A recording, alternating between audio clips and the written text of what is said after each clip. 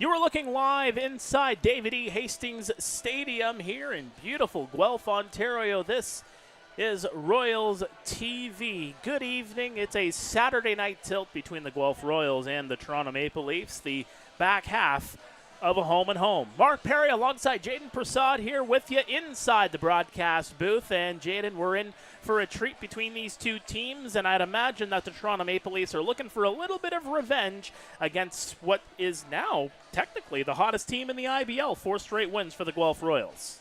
Indeed they are, Mark. Toronto got out in front early yesterday, taking a 4-1 lead in the third inning, but Guelph, with 5 runs in the fourth, never looked back.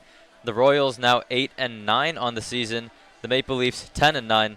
So they've played 2 extra games here, Mark, but they are certainly looking for some revenge here against the Royals after dropping that one yesterday at home in Toronto. Well, and you look at the standings at this stage with Guelph being where they are at 8-9. Toronto has started to climb the standings. They have been figuring it out as this season has gone along. You know, 4th place in the IBL standings, 5-5 in their last 10 games. Known for their home runs, top spot in the IBL in the home run category, albeit they do play at Christie Pitts. That's another conversation for another day. But when you look at the Guelph Royals and this 4-game winning streak, what's been going so well for this team? Well, it all starts with the pitching, and the Royals have one of the deepest bullpens in the Intercounty Baseball League. Tonight, we've got a really nice pitching matchup, and we're going to see some good arms on display.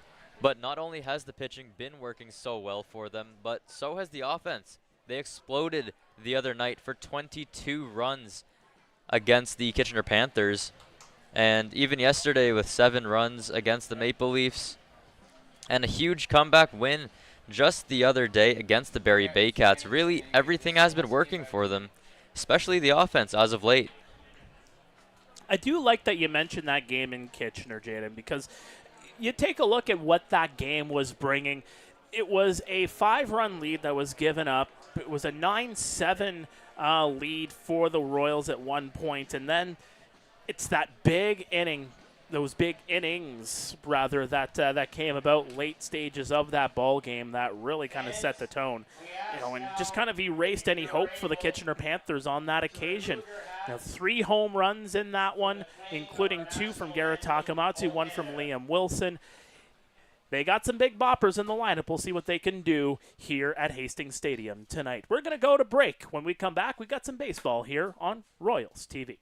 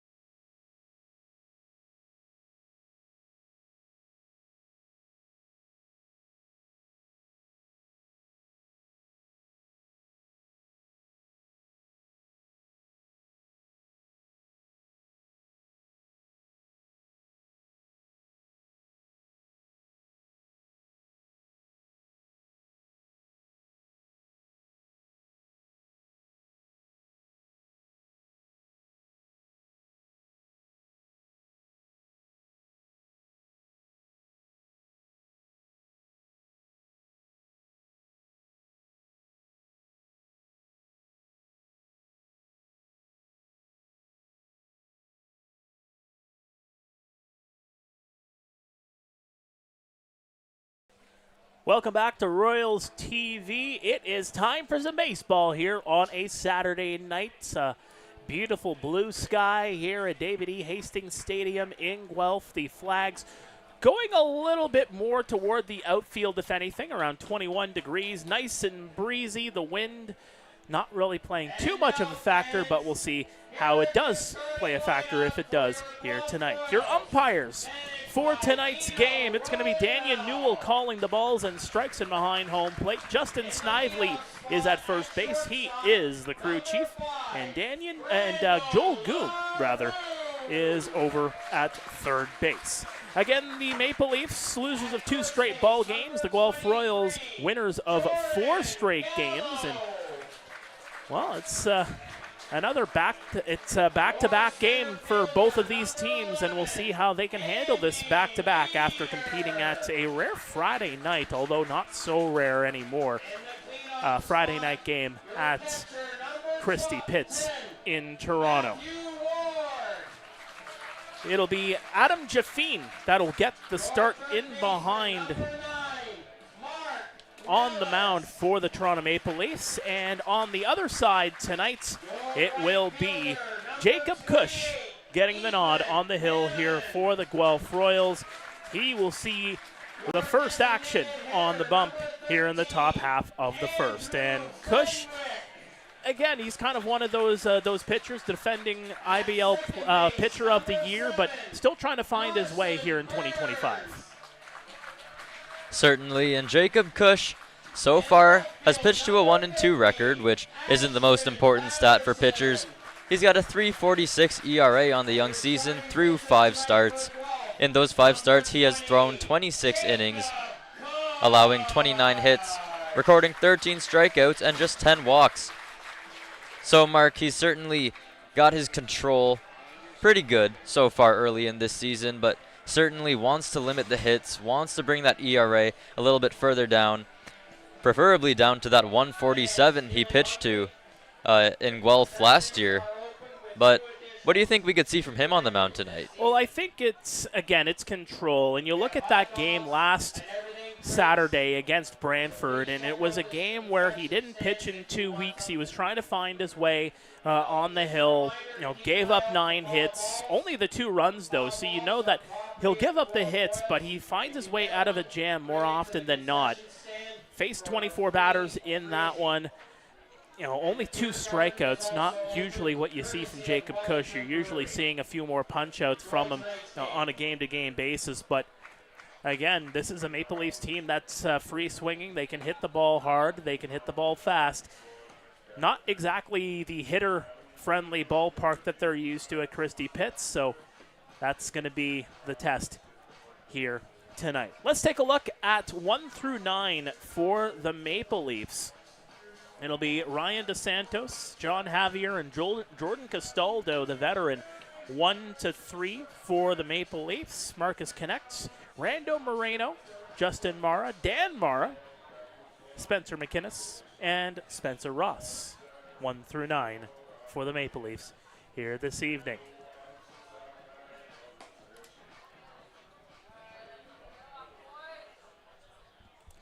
Again, it was that 7-4 win for the Royals last night in Toronto. Went about 3.5 hours. Game ended at 11 o'clock, so you get back here in the late stages of the early morning. You get a good day in, and then hopefully for Royals fans' sake, you can come out here and continue on with that hot streak. So we'll start here with Ryan DeSantos. We're getting underway here at Hastings Stadium. Glad you can join us here on Royals TV. First pitch, just under the knees for ball 1, and we are underway at 7:34 Eastern. In last night's contest, DeSantos went 2 for 3 with a double. Also got 2 walks in that one. Struck out and scored a run, bringing his batting average on the season to .231.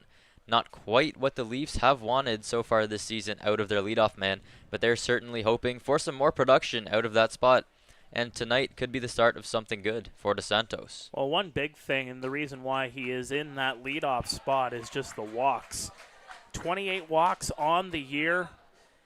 It's among the better stats in the Intercounty Baseball League, that is for sure. In fact, that is first in the Intercounty. The 3-0 is going to go across for strike 1 at the knees. And not only does he walk a ton, but also steals bases like a pro that he is.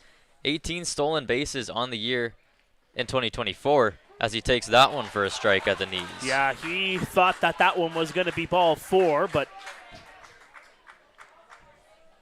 Danny Newell thought otherwise.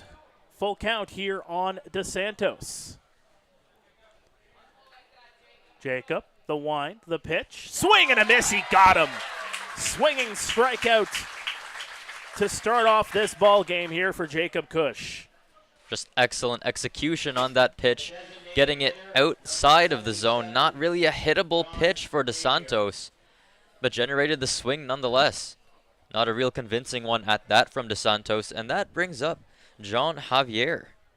And the DH for this evening, John Javier. And he has been really impressive as he has come into his first year in the Intercounty Baseball League. The delivery just outside for ball 1.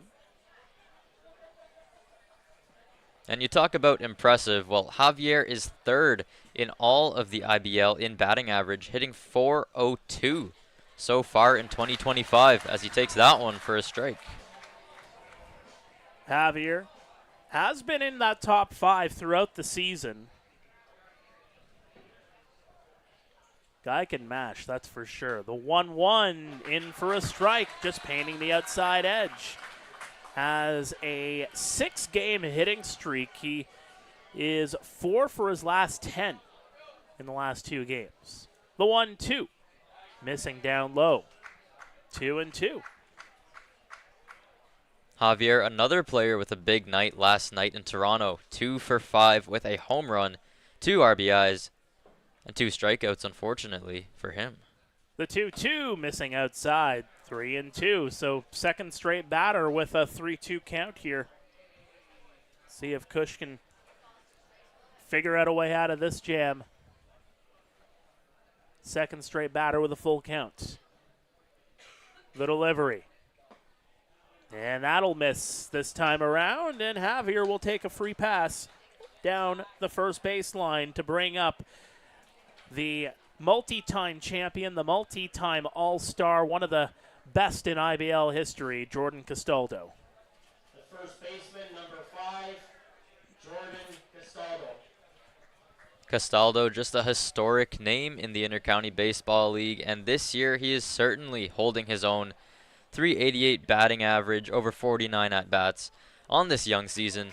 5 homers, 3 doubles, 15 RBIs, and 14 walks. He certainly takes his fair share of walks.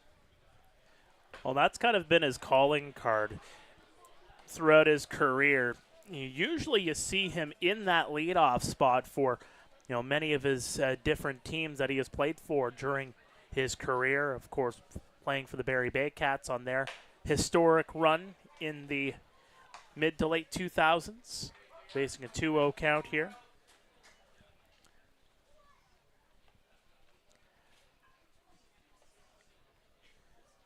Coming into the year, had 98 home runs, has since eclipsed the century mark and sits quite a few in behind Cleveland Brownlee, a whole lot back from Royals legend Sean Riley.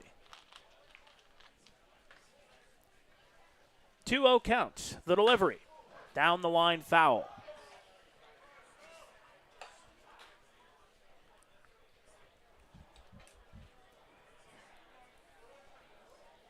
Looks like that baseball will be exchanged in the near future for some candy. One of the many initiatives that the Guelph Royals have here at Hastings for their fans. What's your candy of choice? It's got to be an O. Henry bar. Oh, there's O. Henry into the infield, out to the outfield, and a good grab there from Brando LaRue. 2 away here in the first inning, and that'll bring up the defense here. Let's see who is playing in behind our friend Jacob Cush, Ashton Patterson, Andy Leader, Ethan Hammond from left to right in the outfield, Nellis, LaRue, Burns, and Gallo in the infield. Matthew Ward is catching Jacob Cush here this evening. And stepping into the batter's box right now is Marcus Necht, the 34-year-old from Toronto. Last year with the Maple Leafs, hit for a .266 average over 139 ABs. Connects. Oh, he connects with that one right to Jordan Gallo, and a fortuitous bounce right into the glove to end the inning. How about that one? As there are no runs on the board so far as we head to the bottom of the first. There you see the box score. Still perfect here so far for the Guelph Royals ace in Jacob Cush. What did you make of that first inning and just that approach from Jacob Cush as he went batter to batter? You know, with those back-to-back full counts on 2 hitters, I was a little bit surprised at the pitch selection. He didn't really seem to be attacking them with that fastball, but rather trying to generate chases. And he did generate that one chase on Dos Santos. But the next batter, he threw what looked to be a breaking ball pretty low, almost near the dirt, and did not get the batter to bite. That's something that Cush certainly has to work on going forward in this game, is attacking those hitters and trying not to get himself in all those full counts. Well, we head to the bottom of the first here, and that'll bring up Adam Jaffine for his first appearance here at Hastings Stadium. What do we know about Adam Jaffine, Jayden? Well, he hasn't pitched too much so far in 2025, just 7.1 innings. He made 1 start, and so far this season has pitched to a .368 ERA, just 2 strikeouts, 5 walks, and 8 hits. So he's certainly limiting the damage as much as possible, Mark, but just 2 strikeouts compared to 5 walks, that is not terribly convincing from Jaffine so far this season. When you go to that last start back on June 22nd, he goes 4 innings, so he got a little bit more length. That was just his only start of the year, and now he's getting a second start of the season here tonight. This is going to be one of those things where Adam Jaffine has been known to put on some gems on the hill when he comes in to start. It's kind of a Jekyll and Hyde, right? What are you going to get from it? It's like a box of chocolates, if you will. A box of O. Henry's. Perhaps a box of Score bars. Maybe a Mars bar for myself. Maybe a coffee crisp. The delivery, that one paints the outside edge for strike 1. Brando LaRue batting .226 on the season. Will lead things off here for the Guelph Royals. Jaffine, the lefty, is going to hit LaRue right on the leg. And he got him hard there. He's got to take a moment and try to shake that one off. And you see LaRue does have that shin guard on his front foot, but to me it didn't look like it even got the shin guard. Now I'm not quite sure where exactly it hit him, certainly on the foot or the shin, perhaps somewhere unguarded rather, but he'll head down to first base, and the Royals will certainly take that one. They're going to have to get more padding after a while. It's got to be a way to just, get as much padding as possible, but without, interrupting, the way that you're running, the way that you're swinging the ball, the swinging the bat. But here is Jordan Gallo, the junior-aged player. He's going to watch that one go inside for ball 1. Yeah, Gallo, 18 years old, out of Mississauga, and the other day right here at Hastings hit that huge 3-run jack against the Baycats. That was a big win over the defending champions. He puts that one through the hole into the outfield. Circling around to third is LaRue. The throw to second base puts the runners on the corners here with nobody away. Jordan Gallo with a single. Well, hitting the ball hard is the name of the game, and Gallo did just that, ripping that ball into right center field for a base hit. And moving on to third base without an issue is Brando LaRue, who seems to have recovered quite quickly from that hit by pitch. Like I said, sometimes you just got to shake it off. Here's Andy Leader, the center fielder here tonight. And he'll put that one right on the hop. Moreno can't control it. 1 run comes in to score. An RBI single for Andy Leader, make it 1-0 Guelph.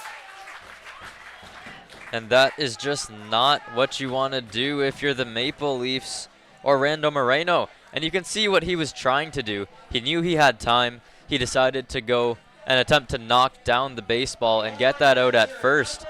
But as you can see, the ball just skipped right off the heel of his glove, went to his left, and there was no longer a play. That's something that we have seen in the IBL recently, and something that I saw the other day with the Baycats. But Moreno's got to do a better job of gloving that baseball. So it is actually going to be charged an error against Moreno technically. So the RBI is going to be taken off the board here for Andy. And here's Matthew Ward. Yeah, I would agree with that. Should have been.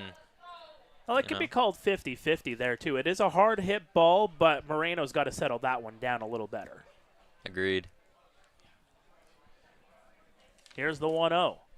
Missing outside. Jordan Gallo on second, Leader on first.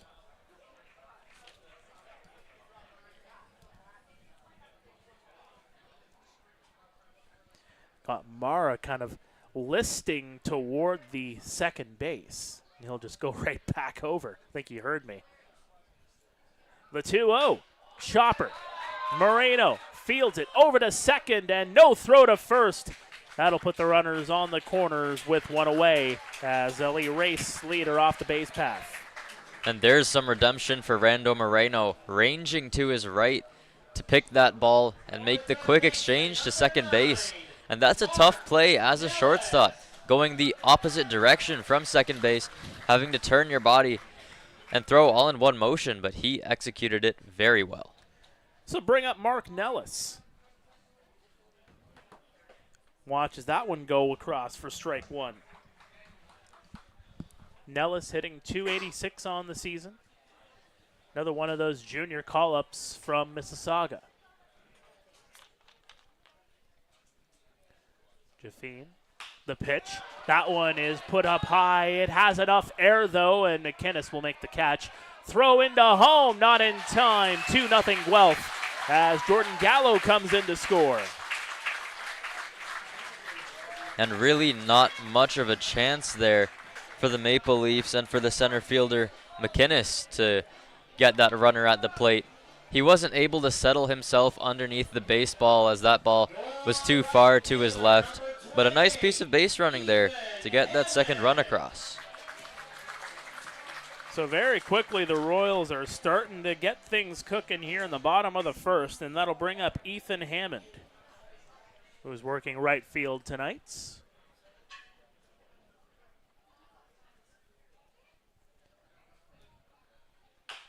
Chopper. Right over to Dan Mara, over to first in time, and they will erase Ethan Hammond, and that will do it.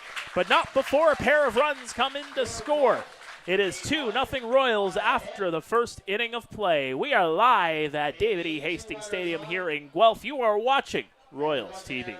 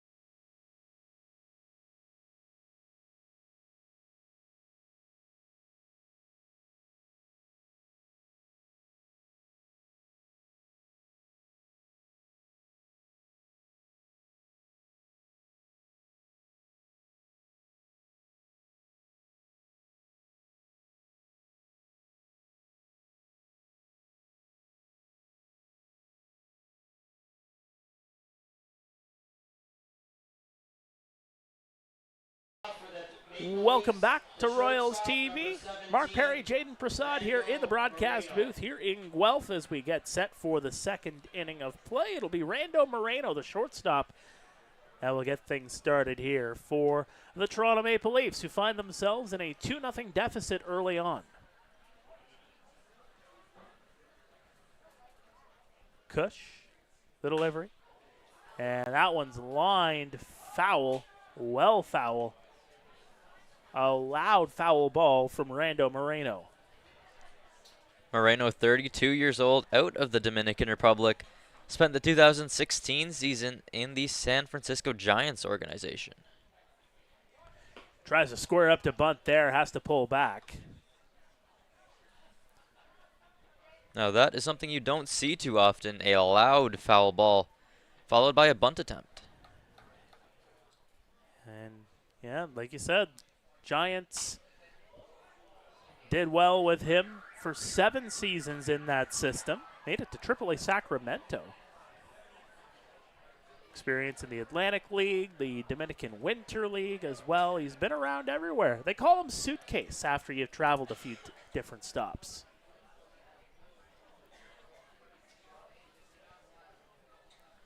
Cush, the 1-2. And that one just misses downstairs.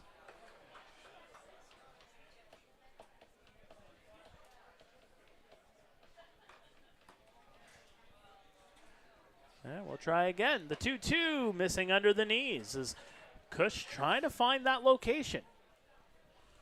And he's worked himself into another full count here. We'll see if he continues with chase pitches or if he attacks Moreno with the fastball. Let's see what comes here. The 3-2 chopper. Grabbed there by Gallo over to first and just in time as Cush just makes it over there. A real nice piece of pitcher fielding there by Cush and by the first baseman for the Royals, Jordan Gallo. Well, let's take a look quickly at the out-of-town scoreboard. In Welland, it is a 5-4 lead for the London Majors in the bottom half of the 5th. Welland had a 4-1 lead, but London with 4 runs in the 5th to take that lead. Elsewhere, the Kitchener Panthers are up 2-1 on the Chatham-Kent Barnstormers in Chatham-Kent. And earlier on today, it was a 12-1 bopping as the Baycats bopped the Brantford Red Sox. Here it remains 2-0. That one right at the knees for a strike. The batter is Justin Mara, 32 years old, from Toronto. One of 3 Mara brothers on the Maple Leafs. That's one right down Broadway. 1 and 2 counts. The first family of Maple Leafs baseball are the Mara brothers. Been around a long time as that one's put into the outfield. Patterson getting underneath it, and he'll make the catch. So from one Mara brother to another, Justin goes now to Dan Mara, who is the eldest of the 3 Mara brothers. Dan is 35 years old from Toronto. Last year, over 115 at-bats, hit for a .270 average with 13 RBIs and more walks than strikeouts. Can believe it, he's been around for 14 seasons now, as that's going to paint the outside edge for a strike.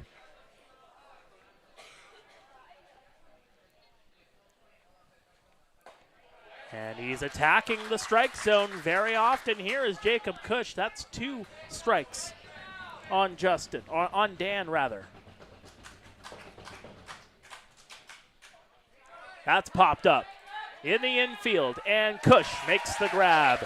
A very quick 1-2-3 for Jacob Cush to get out of the jam. Well, that was a much more convincing inning than the first from Jacob Cush. A real nice play there at the end. Normally you don't see pitchers feeling those pop-ups, but he generated such weak contact, getting the batter Dan Mara jammed, throwing it right in on the hands, made for an easy catch. What do you think he needs to do here? I think there is something to behold from Jacob Cush here and try to get his pitch count down a little bit more here. Certainly, and you saw there right there in that inning, a couple of 0-2, 1-2 counts where he got ahead, and he didn't let up, did not take his foot off the gas pedal, kept pounding that strike zone, generating that weak ground ball to first base, that weak pop-up back to the mound. That is exactly what Cush needs to do today. Continue attacking the strike zone, generating weak contact, and if he can keep his pitch count relatively low, I could see him going very deep into this ballgame mark. Well, here's Adam Jaffine. He'll face the bottom of the order here in the second as the Guelph Royals take a 2-0 lead. 2 runs in the first. A sac fly for Mark Nellis, as well as Brando LaRue coming in to score. Or rather, it was Jordan Gallo that came in to score on... No, it was Andy Leader. Andy Leader brought in LaRue, and then the sac fly for Mark Nellis brought in Jordan Gallo. So, again, the home runs at bare minimum, if you will, from the Guelph Royals. Just 7 on the year, albeit 4 of those home runs coming in the last week. But they're finding ways to find offense. That's the name of the game. Exactly, and it all starts with these leadoff at-bats. And here's Anderson Fenwick, the designated hitter tonight, just trying to reach base any way you can. You see in that first inning, LaRue reached base after that hit by pitch. We'll see what happens here with Fenwick. Jaffine gets set up. And that one just missing on the outside as you saw Fenwick trying to square up to bunt there just for a moment. And you got to wonder where Fenwick is looking to place that bunt. The first baseman playing very deep. The third baseman not so much. The 1-0 is going to paint just down into the corner on the outside for strike 1. Well, Spencer Ross is pretty rangy over there at third. You see him kind of inch in a little bit more. He is playing for that bunt. That one is just above the knees for a strike. Well, Jaffine is the one pounding the strike zone now, but he's not all that much of a power pitcher. We'll see what he does with the 1-2. Upstairs and a little bit in on that one as well, 2-2. And it's interesting to note, just 11 pitches through the first inning, facing 6 batters. That one missing on the outside as Mara tried to pull that one in. Full count here on Fenwick. Like to improve on that 286 average. The 3-2, and that is strike 3. He goes down looking. Well, that is quite the pitch there from Adam Jaffine. That breaking ball that started looking like it was going to hit Fenwick, and he didn't want to offer at it at any point. The ball curving right back over the heart of the plate.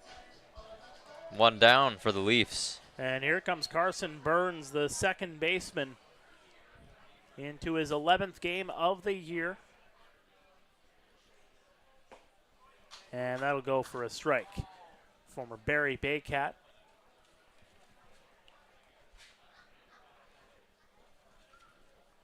Longtime Baycat, I should say. That one missing downstairs. Moved over to Guelph midway through last season.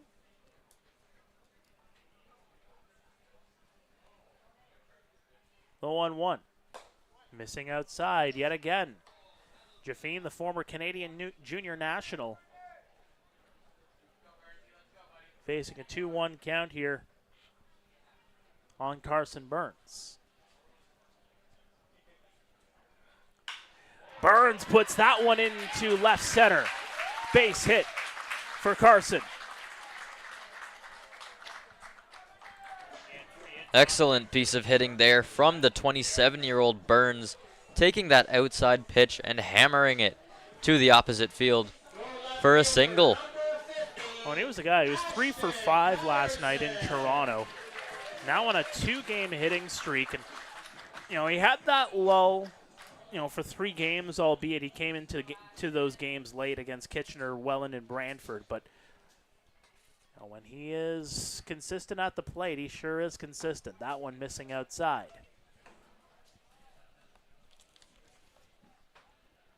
This is Ashton Patterson, the left fielder, batting just 132 on the year. Painting the inside, 1-1. Patterson definitely looking to get going on this season, although it is still early. He's had just 38 ABs. Chopper, grabbed there by Jaffine, over to first, and in time. Although that was a very close play over at first, some oohs and ahs from the faithful here at Hastings Stadium. They thought that Patterson reached safely. Exceptional hustle from Patterson, and it was a high chopper, and at first it looked like an easy play for the pitcher, but Patterson, with that incredible speed of his, making it incredibly close over at first. The Royals turn it back to the top of the order. Here's Brando LaRue. LaRue hit by a pitch, later came in to score. That one missing on the outside. LaRue, 21 years old, from Markham. Last year, hit to a .291 batting average, over 110 at-bats. Mara sets up a little bit more toward the outside. And that'll paint the outside edge for a strike. 1-2. Or 1-1.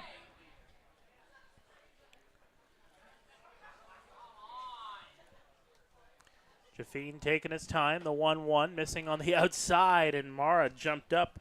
Nobody over at second base as Burns was a little bit, well, let's just put it this way. He was halfway to third. And no one holding Burns over there. The second baseman of the Leafs kind of going in and out. Not real convincingly. He's keeping Jaffine on his toes as that one misses on the outside. The Florida Atlantic Owl, LaRue, in his 4th year in the IBL. Couple of looks over at second base. The 3-1, swing and a miss for strike 2.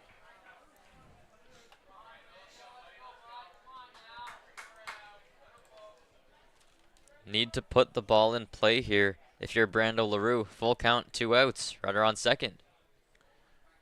Checks over on Burns, a couple of checks over. And that'll miss on the outside. Putting LaRue on with 2 away. And that'll bring up Jordan Gallo. And boy, would he like to get a charge into a baseball here. 2 men on for him. This year he has been super impressive. Again, just 18 years old. Hitting .353. He's only had 17 at-bats, though, so I guess he is seeing some increased playing time as of late, and rightfully so. Couple of checks over at second base. The delivery to Gallo, and that'll hit into the strike zone for strike 1. The Royals, or rather the Maple Leafs, with runners in scoring position and 2 out, only allowing the opposition to hit .224. Including 3 home runs. And that'll miss inside. Jaffine loving that curveball here early on in this game, especially to lefties. Trying to make it look like it's going to hit them right in the hip, but it dives right back over the plate. Jaffine, the 1-1, missing upstairs. Well, when you look at the offense for the Guelph Royals, they're hitting just 195 with runners in scoring position and 2 away. So that red light, that is the second out with a runner in scoring position, not really getting to them all that much. That one missing outside. You'd like to see that average kind of go up a little bit more than it's 195. Reminds me of the good old Toronto Blue Jays, although they are having a nice season so far. Yeah, today was today not so much. The 3-1 in for a strike. Jaffine really is loving that curveball here, and Gallo has not offered at it yet. 3-2, 2 outs. Runners will be on the move for the Royals. Jaffine gets set. The delivery, chopper down the line, foul, and they'll have to go right on back. As a team, this Maple Leafs pitching staff, rather, a 6.42 ERA. That is 8th in the intercounty. Again, would love to get that one down. Jafine gets set.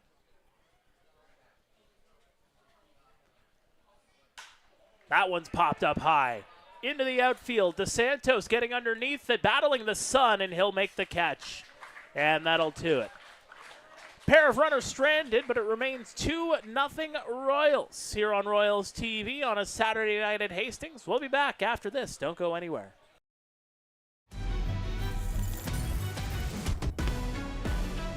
Heard you looking for a hero. Well, look up.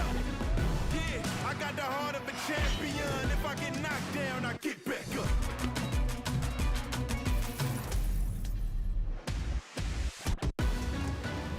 I got the heart of a champion. If I get knocked down, I get back up. Hard line drive up the middle. Whoa! Lindor out of nowhere. How did he do that? That Lindor can play. I don't know about that hair. And don't get me started on those gloves. I don't know. I kind of like it. It's time for a revolution. The Ref 1X by Rollins.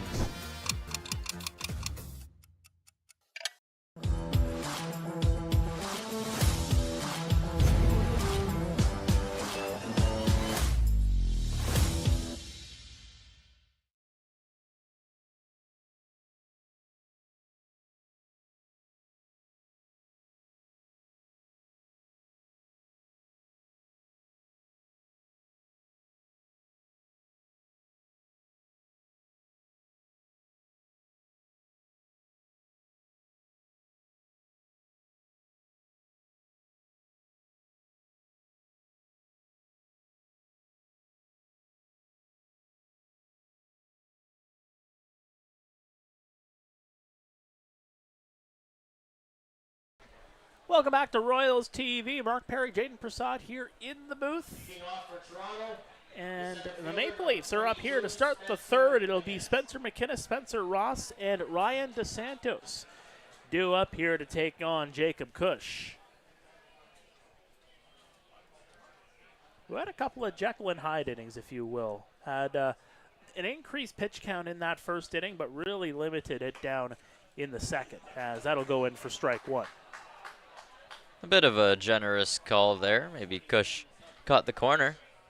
A little bit difficult to see from here. The 0-1, and it'll get a strike there as that one just around the knees. Cush really working that outside fastball. We'll see if he sticks with it. 0-2 on McKinnis.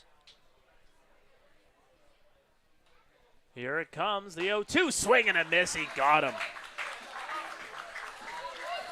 A big hack there from Spencer McKinnis, and he goes underneath the baseball for out number one here in the third. Third baseman number 2, Spencer Ross. And here comes Spencer Ross, who is kind of, putting him back into that situation of being a faux nine hitter, if you will.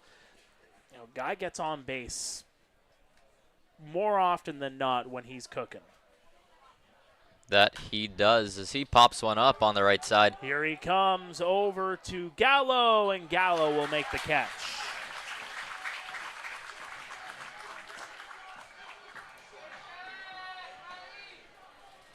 So very similarly to what we saw in the first from the Royals there, the Maple Leafs, trying to put contacts early on in the count there, and that's what Spencer Ross did, but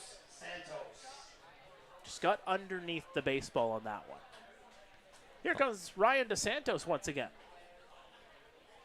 DeSantos, 26 years old from Caledonia. Last year, over 146 ABs, hit .329. 4 homers, 24 RBIs, and 18 stolen bases. Definitely help his case for remaining the Leafs' leadoff hitter. That one just missing on the outside. was just above the knees, but he just missed, not by much. The 1-1, swing and a miss. Looked like a changeup there from Cush. Got DeSantos out in front. 1-2 count now. And I'm glad you mentioned just his season last year, Jayden, because this was a guy that has struggled quite a bit. There's a swing and a miss for strike 3 to get out of it. A guy that struggled with his health, got his first fully healthy season last year, playing in all 42 games for the Maple Leafs. Now into his 6th year in the Intercounty Baseball League, was a North Team reserve at the All-Star game last year. But now this is where Jacob Cush is really starting to find his way, as he is now retired 8 straight. Jacob Cush is rolling indeed. Getting up early in those counts. Once again, in that inning we saw a couple of 0-2 counts, generating a couple of strikeouts. That's exactly what you want to see if you're Dino Ramel or part of this Royals coaching staff. Jacob Cush getting back to his old self. And it's going to be very important, too, as we get to the latter stages of this season, when you get, guys like Franklin Torres back, when you get a Claudio Custodio back, that's going to be coming up next month sometime. So making sure that all of your big players are actually cooking on at the right time of the year. It's big, especially when you're trying to climb the standings, if you will. It certainly is, and the Royals, despite missing a few big names from their bullpen, are just so deep down there. Alvarez, Garcia, Deans, there's just so many great names that give a variety of different looks to opposing hitters, and Adam Jaffine is one of those players on the Leafs that will give different looks to Royals hitters.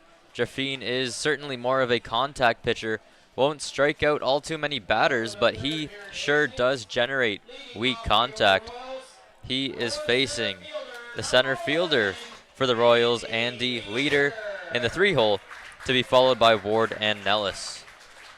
Leader, as mentioned, hitting .231 coming into tonight's, and a 3-time IBL All-Star. Reached on an error his last time up, that one missing downstairs. Longtime Kitchener Panther, traded just over a year ago here to the Royals organization. Yet to get a home run this year, although not necessarily known for his home runs, as that one will go across for a strike. Not necessarily known for his home runs, Jayden, but a guy, if you need that big hit, he's going to give it to you.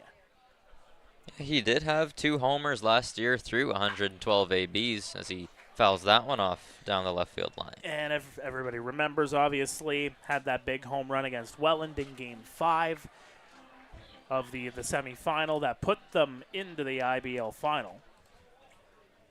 So again, guy that gets the hit when he needs it, and that one will go into the dirt. 2-2 counts. And he is a threat to run on the bases should he get on. Last year, 7 stolen bases for the Royals.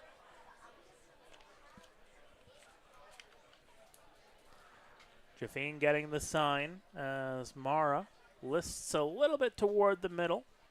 Swing and a miss for strike 3, and that'll be the 2nd strikeout of the game for Adam Jaffine. A perfectly executed changeup there from Adam Jaffine. Down and out of the zone. He didn't need to put that baseball in the zone, as it was a 2-2 count. Just trying to generate that swing and miss, which he did perfectly. And that's exactly what we're going to see from Jaffine throughout the ballgame tonight. Here comes Matthew Ward, hitting .313 on the year. Brought in late before the season started to be that catching option for the Royals. That one missing outside. He's really put himself into a great conversation as one of the better hitters on this team. Consistent player on this team as well. The 1-0 is going to be fouled back. And although Ward is such a great hitter, his defense is superb as well. One of the better blockers in the IBL and has an absolute cannon for an arm. runners don't love to test him. Niagara University does well with him in the lineup, as that one's going to skip over to Randall Moreno. He can't handle it. And into first base goes Matthew Ward. Well, Moreno has had some tough plays here early on, and that one was a difficult play for any shortstop. Ranging to the right, very hard hit ball off the bat of Ward, and just wasn't able to get that ball in the pocket.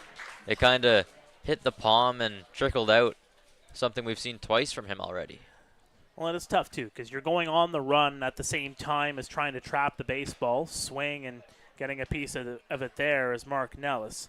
So Ward is going to get a hit on that one, so he is 1 for 1. Yeah, I agree with that. I like the scorekeeper's decisions so far tonight. Ward over there at first base taking a pretty conservative lead with the lefty on the hill. The 0-1 missing downstairs. My apologies. Matthew Ward is 1 for 2. He did reach on a fielder's choice back in the first. The 1-1. That one missing way outside. 2-1. And Ward not really a threat to steal over at first base. The catcher never really is. But you can see he's got a conservative lead with a lefty pitcher. It would be hard for him to swipe a bag. The 2-1 popped high, deep into center field, and right in front of the warning track is Spencer McInnes making the catch. Well, Nellis didn't get all of that one. Might have gotten it just a little bit closer towards the hands on that bat. Just couldn't get it out. So here comes Ethan Hammond, who is 0 for 1 tonight. This is a lefty-lefty matchup, which I'm sure Jaffine and the Maple Leafs certainly like. We might see some curveballs here in this AB. First delivery, well, speaking of which, there's ball 1. Didn't miss by much, though. Yeah, anticipated that one. Trying to get these lefty Royals hitters to back off the plate and take one for a strike, but that one just inside. The runner's going to go, and they're not going to throw. Instead, it's going to be strike 1 on Hammond, and Matthew Ward is able to get into second base. And Jaffine does love the curveball, especially with these lefty hitters. That's 2 in a row that he's thrown. That one for a strike on the outside edge. Here comes the 1-1. Popped high and out of play. Now I'm wondering if that would be defense indifference, or if you're going to give Ward a stolen base on that one. Because it didn't even look like Justin Morrow was even thinking about throwing over to second base.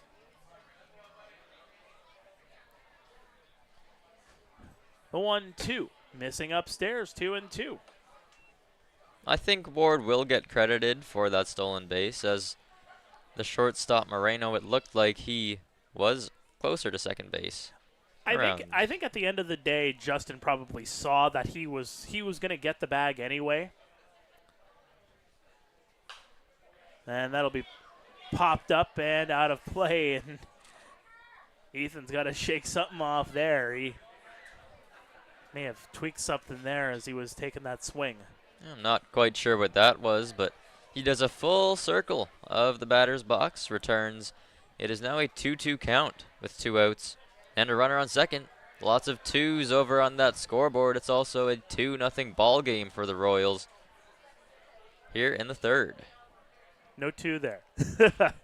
Chopper to Moreno. Throw over to first in time, and they will get Ethan Hammond to retire the side. We're through 3 here at Hastings Stadium in Guelph. It's 2-0 for the Royals over the Toronto Maple Leafs here on Royals TV. We're going to keep the imagery up, but we're going to take a break here in the broadcast booth and let the kids run the bases here on a Saturday night.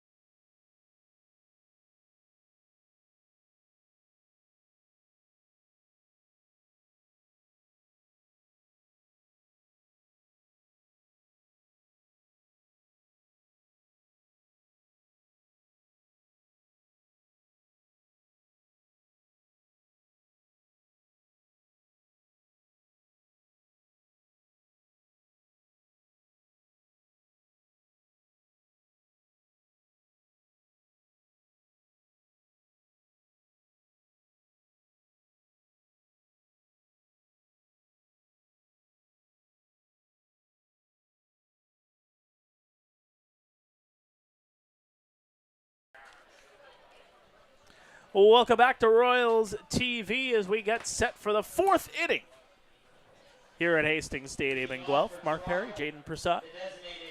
2-0. The Royals lead the Maple Leafs, and it is the heart of the order due up here for the Leafs to take on Jacob Cush.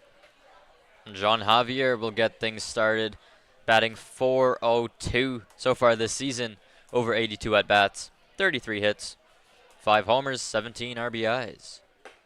That one missing upstairs for ball 1. A good inning for Jacob Cush in the 3rd. Just 8 pitches to get out of it, and that included 2 strikeouts. Upstairs. Missing up with the fastball early on in this game, but you'd rather miss up than miss belt high to Javier, who is a huge power threat. Right in for a strike. Yes, he is. He can hit that baseball with the best of them. He certainly can. 5 homers, 17 RBIs. It's been a big story for this Maple Leafs team this year. Who again trying to find that offense that they lost in getting rid of Jonathan Salazzo. The 3-1. Right off. Good grab by Nellis. Over to first, and that's going to go over the head and out of play, and that'll allow Javier to get into second base. What a play by Mark Nellis, but he just couldn't keep that baseball down. That is one of the better grabs at third base you'll ever see. An absolute rocket off of the bat of one of the strongest hitters in IBL, John Javier. A one-hopper is always a tough play for an infielder. Great snag there by Nellis, but you could see he didn't have a good grip on the baseball, and even after he readjusted, still didn't have that grip, sailed it over Gallo's head. So it is going to be an error charged to Mark Nellis. And that is unfortunate because of, what a great play over there at third by Nellis. And Nellis, that's just his 2nd error of the season as that one's knocked down the line foul. Oh, if he made that play. Highlight reel, but unfortunately, just couldn't find a grip on that baseball, couldn't find those 4 seams. Here's Jordan Castaldo now, hitting .388 on the year with a handful of homers. 15 RBI on the year. Yeah, Castaldo, a huge power threat, 6 homers last year to go along with 29 RBIs. Not only a power hitter, though, .308 average last year, over 159 at-bats. The delivery, that one's fouled back.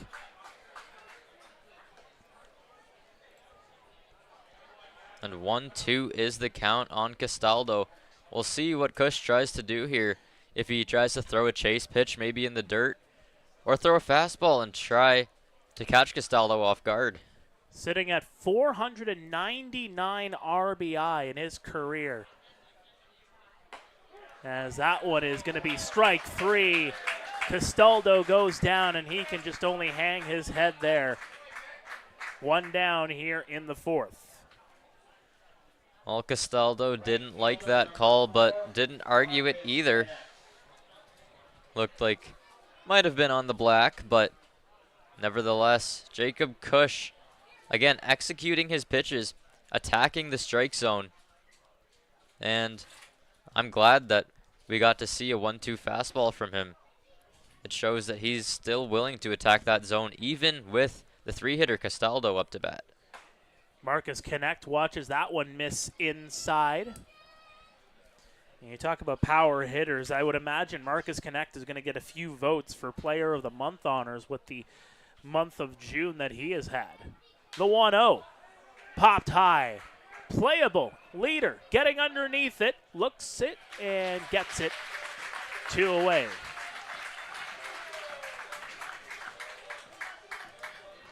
Tell us where you're watching this game from, folks. Fill in that chat. Love to hear where you are watching this game tonight, whether you are in Guelph, in Toronto, or anywhere else on this beautiful planet Earth.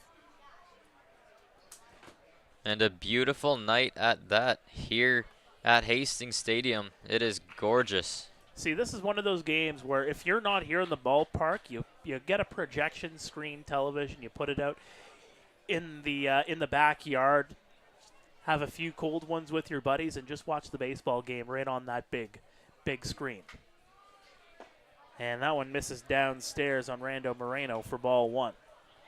Moreno looking to redeem himself after a shaky start to this one over at shortstop. He's got a runner in scoring position, but 2 outs, being shifted slightly to the pull side on the infield. That one just missing on the outside edge as Matthew Ward tried to drag that one back in. And you see the second baseman for the Royals, Carson Burns, playing in that hole. And the shortstop, Brando LaRue, is playing closer to second base. The 2-0 lined right to Carson Burns, and he'll make the grab to end the inning. Another quick one here for Jacob Cush, as Jayden, he's really finding a groove here, particularly the last couple of innings.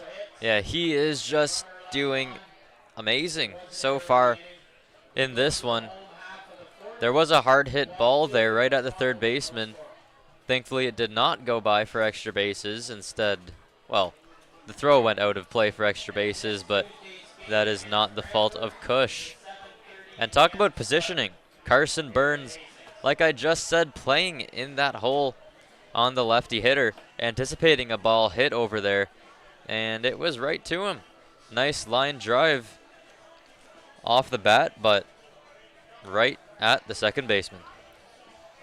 That'll get things started here for the bottom half of the fourth, as Jacob Cush just needing 14 pitches to get out of that inning.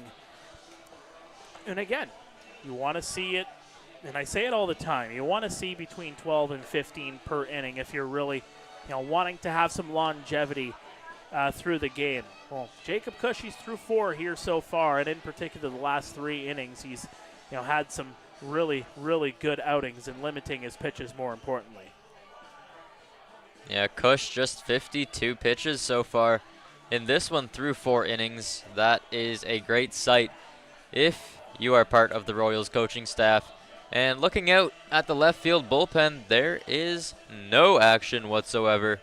Looks like Cush is going to be in this one for quite a bit longer. We'll see. Well, meantime, you have Adam Jaffine, 55 pitches in through 3 innings of work. Had a rough second inning when it came to that pitch count, going from 11 pitches after the first to 37 after the second inning. Had it limited a little bit more in the third, but again, trying to keep it in that 12 to 15, maybe 16 range to try and stay in this ball game. Bottom of the order due up here for the Royals here in the fourth. Jaffine squares up, and that'll be fouled back. It's another lefty batter here for the Royals, and you got to imagine Jaffine is eager to throw that curveball. You can see the batter right up on the plate. It's challenging him is Fenwick, and that'll miss on the outside. Fenwick certainly not trying to be fooled by one of those curveballs with how close he is standing to the plate. It's a 1-1 count. Jaffine, the wind, that one inside, and you said it, Jayden. Trying to get him off of the plate a little bit there, and I think that's a statement pitch right there from Adam Jaffine. It is trying to nudge Fenwick off the plate a little bit. Didn't work.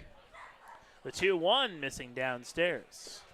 And now Jaffine is in a 3-1 count with Fenwick. It's a hitter's count. We'll see what Jaffine chooses to do. Will he go with the fastball or back to the curve? The 3-1 right over to Spencer Ross, and he says, thank you very much. One away. Unlucky for Fenwick, who put a nice swing on that fastball. He was guessing fastball, and he guessed right. Hard line drive, but right to the third baseman, Spencer Ross.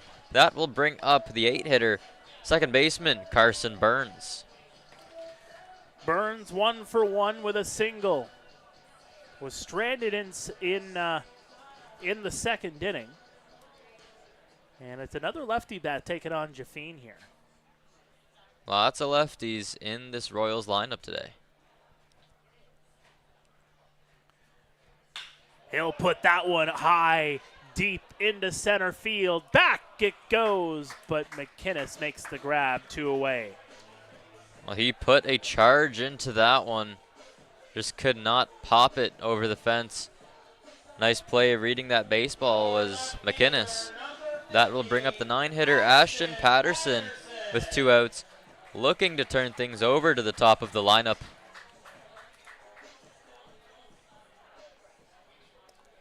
Well, it's been a very limited pitch count here for Jafine in this inning.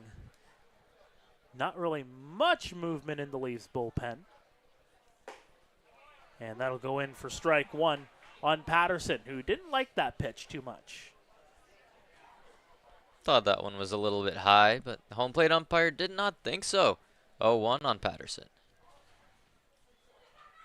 And that'll go in for strike 2. More to the outside, but paints the bottom corner. And there's that curveball from Jafine. He's throwing a fastball, throwing a curveball. We'll see what he goes with here in the 0-2 count. Here it comes. That one missing outside. 0-2, 1-2, and here's some audible groans from some of the Leafs fans that are here in attendance. And even the second baseman, Morrow, was well on his way to the dugout, but home plate umpire thought that was outside, and I would tend to agree with him. It's a 1-2 count. Jafine with the 1-2, swing and a miss, he got him. Adam Jafine gets Ashton Patterson to chase just his 3rd strikeout of the game, but a good inning for the Maple Leafs hurler, and we are through 4 here at Hastings Stadium. It remains 2-0 Guelph over Toronto here on Royals TV. We'll be back after this. Get ready, Hamilton. It's the 2025 IBL Home Run Derby and All-Star Game. Hosted by the Hamilton Cardinals at beautiful Bernie Arbor Stadium. Watch the league's top sluggers crush moonshots in the Derby. Then see the best of the best go head-to-head under the lights in the All-Star Game. Grab your tickets now at HamiltonCardinals.com, because this summer, the stars shine brightest in Hamilton.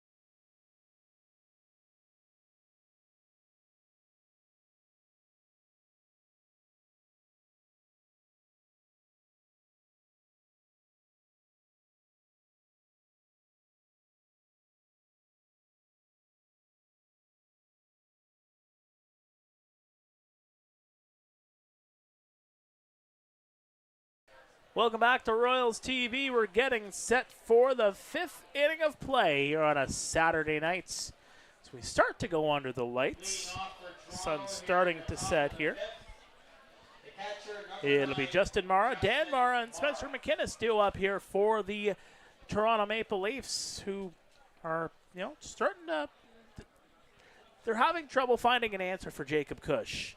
And don't forget that the All-Star Showdown is coming up. You saw that commercial. Sunday, July 20th. Voting is on now. VIBL.ca/vote. Pick your All-Stars and get them to the dance in the Hammer in about a month's time. The 1-0. Set down the line. That's a fair ball. throw over to first in time. Excellent play. Excellent coverage by Jacob Cush.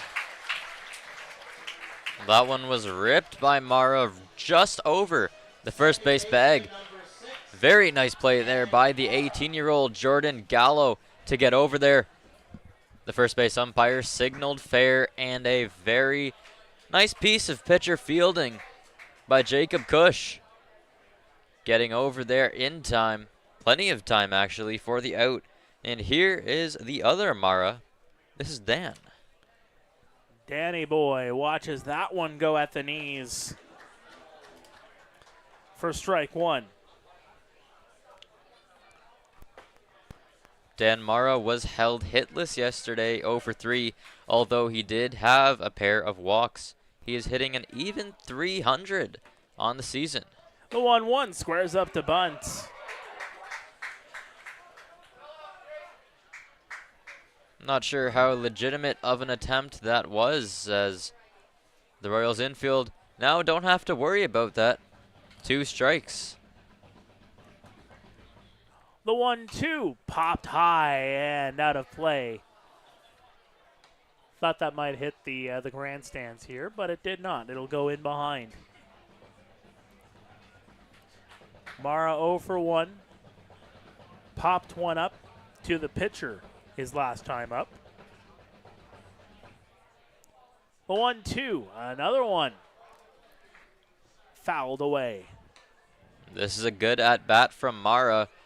1 ball and 2 strikes, and 2 straight foul balls, trying to force Cush into making a mistake. It's still 1-2. Not afraid to just waste some baseballs here. Try again with the 1-2. That one put out of play. There's another baseball for a fan, which I'm sure will soon be traded for a freezy over at the concession stand. Still 1 ball and 2 strikes on Dan Mara, who is putting up a fight against Jacob Cush. Cush deals. That one put into right field. Hammond getting behind it. He can't get to it. To second base goes Dan Mara, circling, thinking about third, but he's just going to stay put there on second base. A hard hit ball, an excellent at-bat from Dan Mara.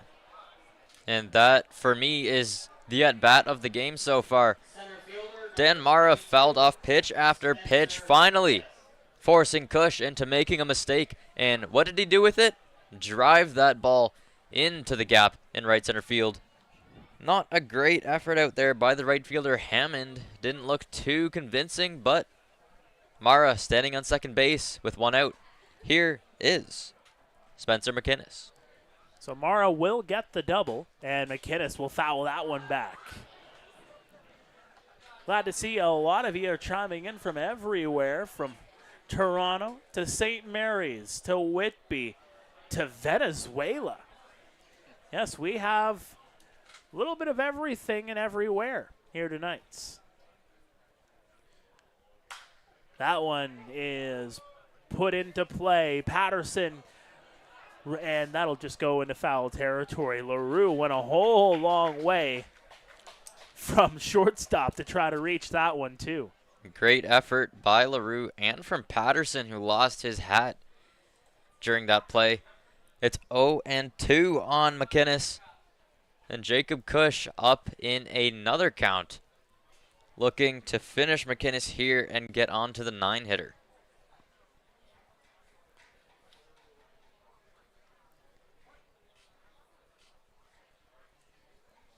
He'll get the sign. Mara on second. The 0-2. Put that one into left center, and later we'll get underneath it to make the catch. Well, Andy Leader ranging to his right, making a fairly simple catch, but now 2 outs, and the 9-hitter is coming up, Spencer Ross. Jacob Cush certainly looking to put the Leafs away here and not turn this lineup over. That is the last thing you want to do. Especially with runners on base, partner. You do not want to have the top of the order due up with runners on base. Spencer Ross got a fly out into foul territory down the first base line. Callow was able to make the catch. It's an 0-1 count as he takes the first pitch strike. Ross hitting .264 on the season. Almost as many walks as strikeouts. He's got a good eye at the plate. Chopper grabbed there by Nellis. Over to first in time. And that'll do it. Good job there once again from Jacob Cush. Gives up the double from Dan Mara, but no runs come across.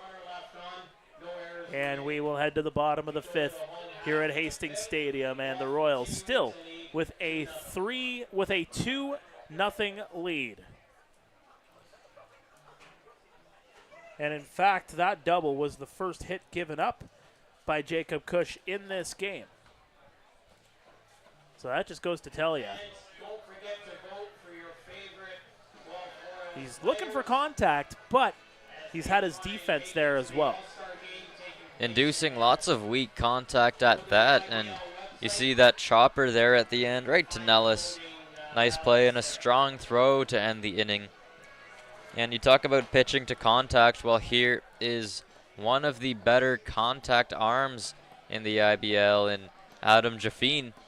He's having himself a very nice night so far. Despite giving up a pair of runs early in the first inning, he's really settled down and is back out there for the fifth. Does not have a terribly high pitch count, so I think we could even see him for a little bit longer in this ball game, as you see some activity out in the Maple Leafs pen. Some people getting loose, but not quite throwing just yet. So that tells me Jaffine certainly has this inning and at least one more, should everything go to plan. Well, he's up to 65 pitches, just needed 11 to get through that last inning.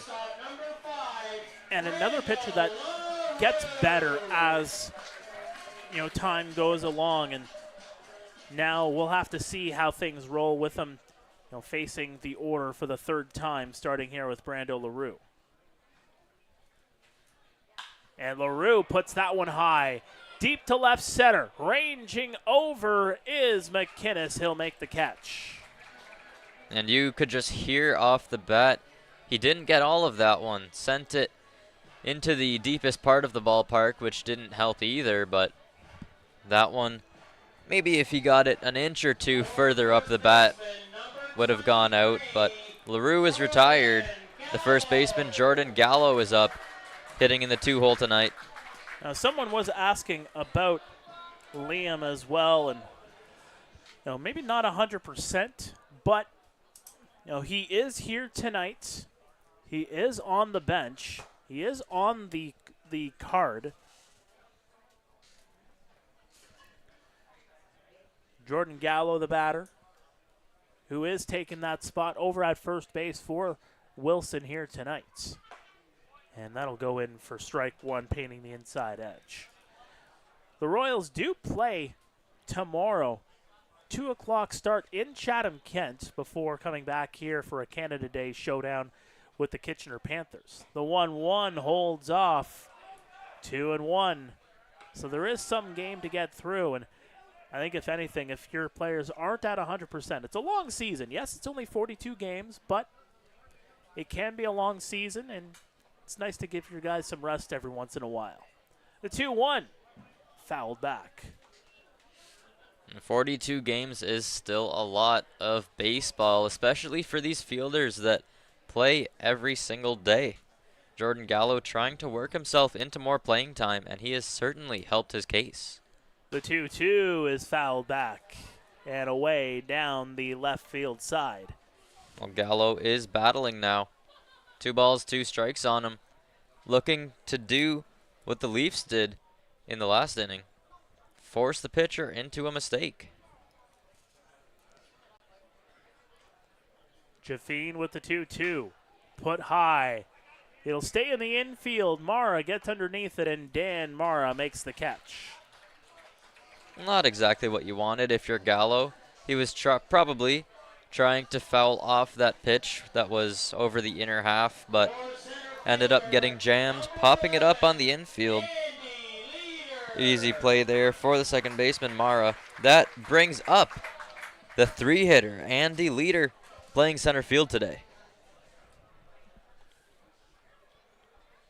The infielders at traditional depth. And Leader puts a charge into this one. But it's going to stay in the ballpark. DeSantos gets underneath it. That was a loud fly ball from Andy. But that one's not going to leave the ballpark. 3 up, 3 down for the Royals in the 5th. We're going to go to break. Stay with us. It's 2-0 Royals over the Maple Leafs here on Royals TV.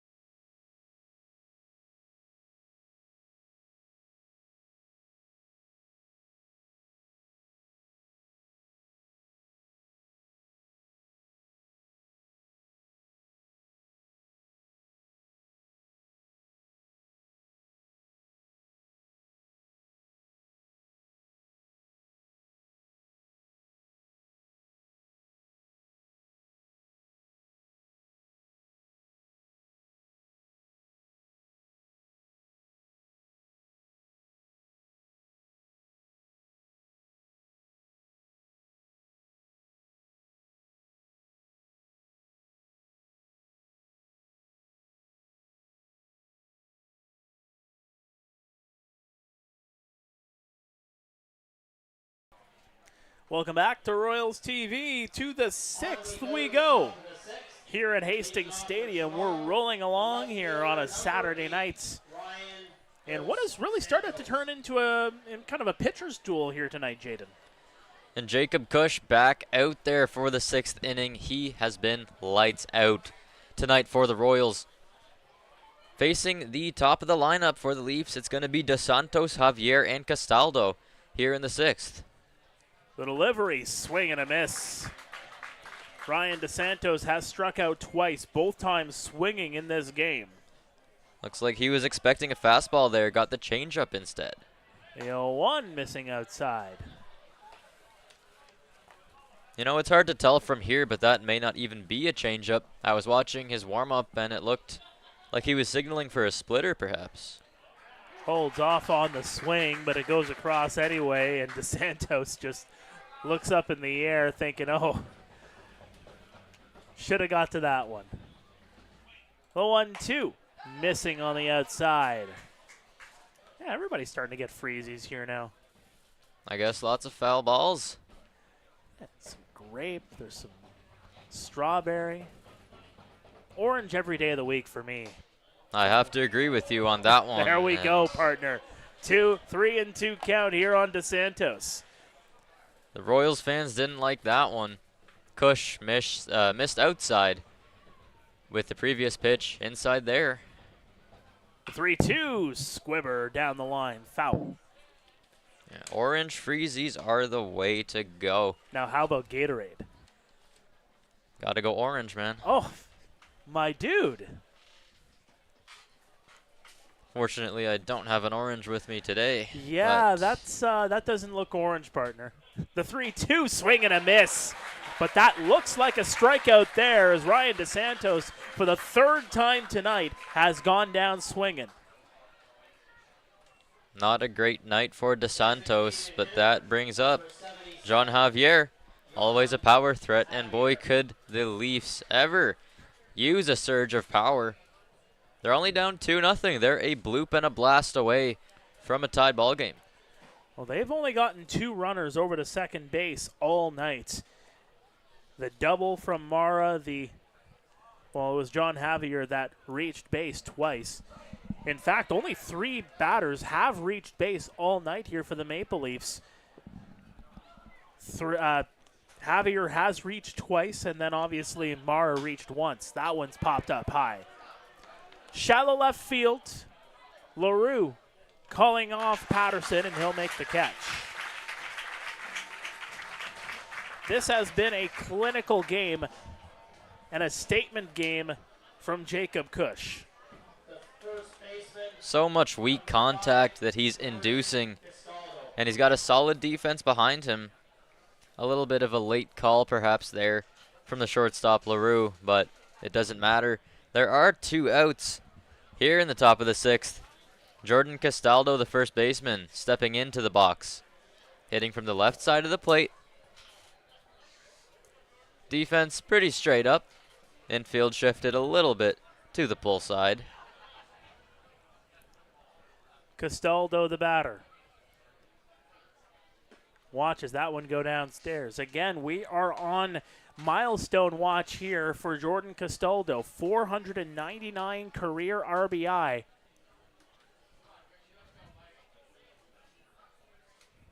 That one in for strike number 1. Well, the only way for him to get that 500th RBI in this AB would be to put one over the fence. I would not count him out for a home run here, but Cush just absolutely dealing. The 1-1 popped up high. This is going to stay in the ballpark possibly. Yes, it will. Andy Leader goes over, and he'll make the catch. 3 up, 3 down here for Jacob Cush. We are through to the home half of the 6th inning here at Hastings Stadium. And again, what more can be said about what Jacob Cush has been able to do in this ball game, Jayden? Incredible performance so far, and I think he's going to be going back out there for the 7th. This ball game is flying. Quite the pitcher's duel between Cush and Adam Jaffine, who you can see is walking back out there to the mound to face the Royals here in the bottom of the 6th. Just an outstanding pitcher's duel tonight. Yeah, Cush just 78 pitches, so I'd imagine he'll see 7. Yeah, I definitely think so. Nobody seems to be warming up in the Royals bullpen. In the Maple Leafs bullpen, there is some action. But Jaffine has been putting on a clinic today. Mark? Well, and I think if anything, when you look at it, you have a couple of games coming up, including tomorrow against Chatham-Kent. You got Kitchener on Tuesday as well. As we're going to take quickly a look at the out-of-town scoreboard. Thanks, Alan Ross, for popping it up. It is a 5-1 lead for the Kitchener Panthers over the Chatham-Kent Barnstormers right now. So Guelph's next 2 opponents are head-to-head here tonight. And it is home runs from Yasvani Penalve and Charlie Towers in the 5th that have given the Kitchener Panthers a lead there. Penalve's got 2 home runs for the Panthers tonight in Chatham-Kent. Meantime, in Welland, it is a 9-6 lead for the Welland Jackfish over the London Majors. Those are the only 2 games that are ongoing at this point. The other game, of course, Barrie over Brantford, 12-1 earlier on at Athletic Culture Stadium. Warden, Ellis, and Hammond due up here for the Royals. 73, here's 74 from Adam Jaffine. That'll go in for a strike.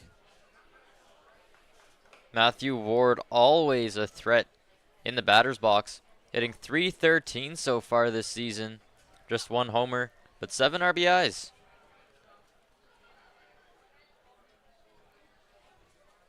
Setting up outside is Justin Mara.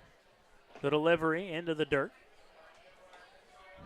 Be curious to see who is actually warming up for the Maple Leafs. Who will be taking over?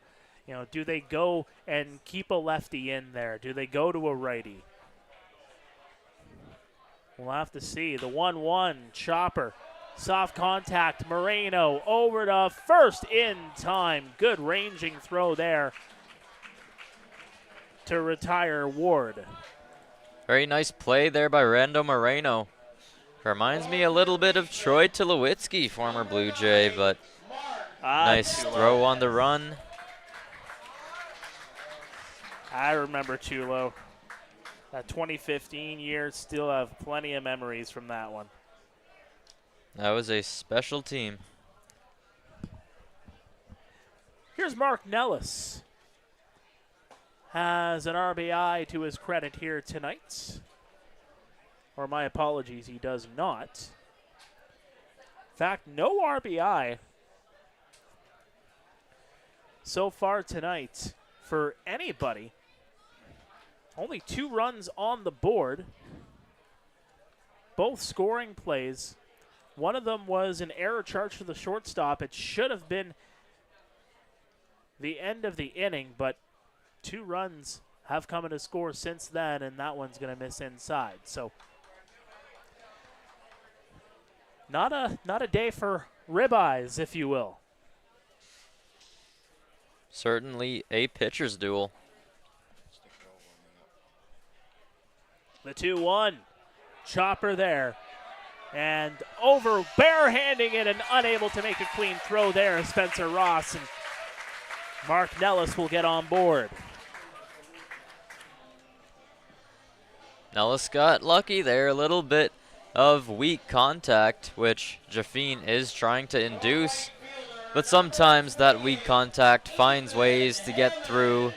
A little bit of a swinging bunt there from Nellis, which worked in his favor, and he is now at first base, bringing up right fielder Ethan Hammond, batting 6th. And you go back to that lefty in Hammond, who was 0 for 2. The Royals have been able to put guys on board. He drops it down over to first in time, so they'll advance the runner at bare minimum. But now there's 2 away, but there's a runner in scoring position. You take the good with the bad if you're the Royals in that situation. It is an interesting play call. Runner on first base with 1 out. They decide to sacrifice Hammond, get the runner to second base, but Anderson Fenwick coming up, the designated hitter. To his credit, he is hitting very well this season. 286 average, although just 7 at-bats, so doesn't really mean too much. Great eye at the plate for Fenwick. Let's see what he can do. Jaffine deals.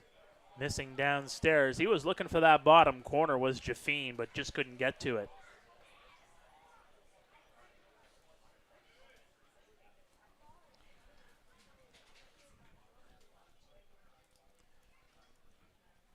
Nellis on second. Chopper there off the inside of the bat.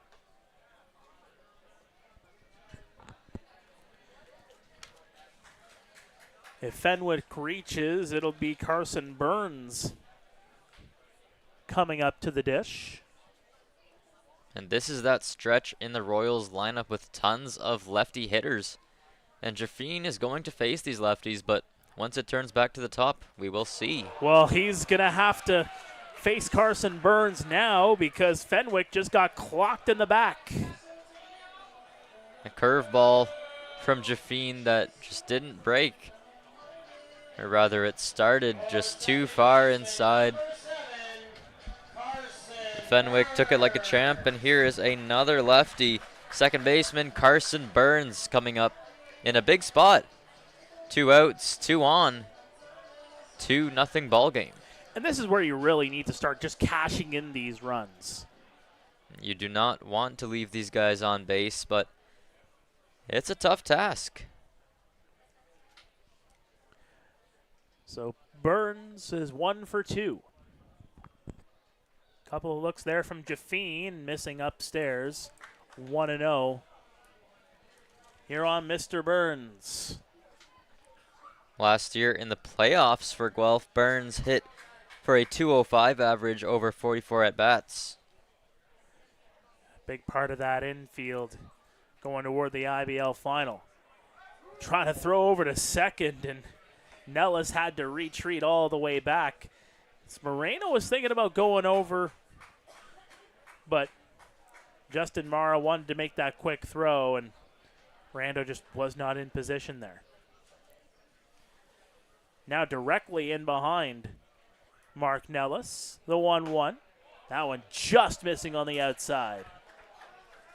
And I think we are starting to see a little bit of control issues from Adam Jaffine, hitting the last batter in the shoulder, down 2-1 in this count, but he is certainly able to get back in this one.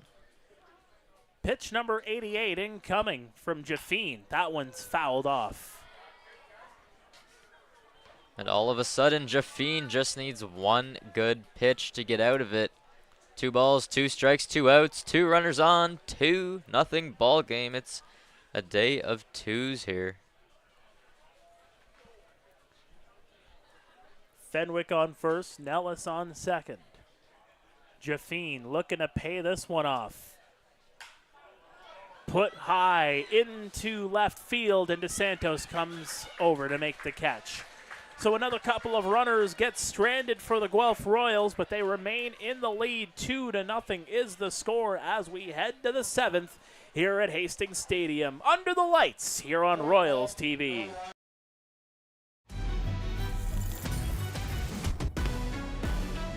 Heard you looking for a hero. Well, look up. Yeah, I got the heart of a champion. If I get knocked down, I get back up.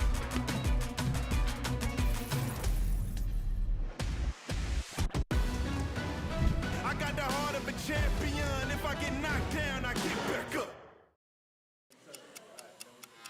Hard line drive up the middle. Whoa! Lindor out of nowhere. How did he do that? That Lindor can play. I don't know about that hair. And don't get me started on those gloves.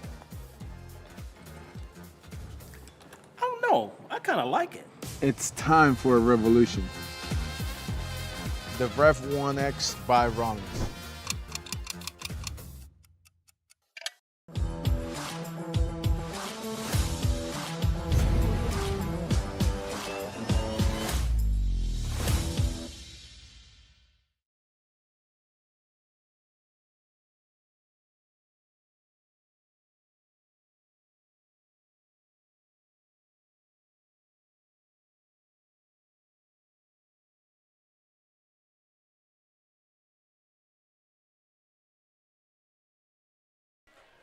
Welcome back here on Royals TV. To the 7th inning we go. It's a 2-0 ball game. And we're just an hour and a half into this one.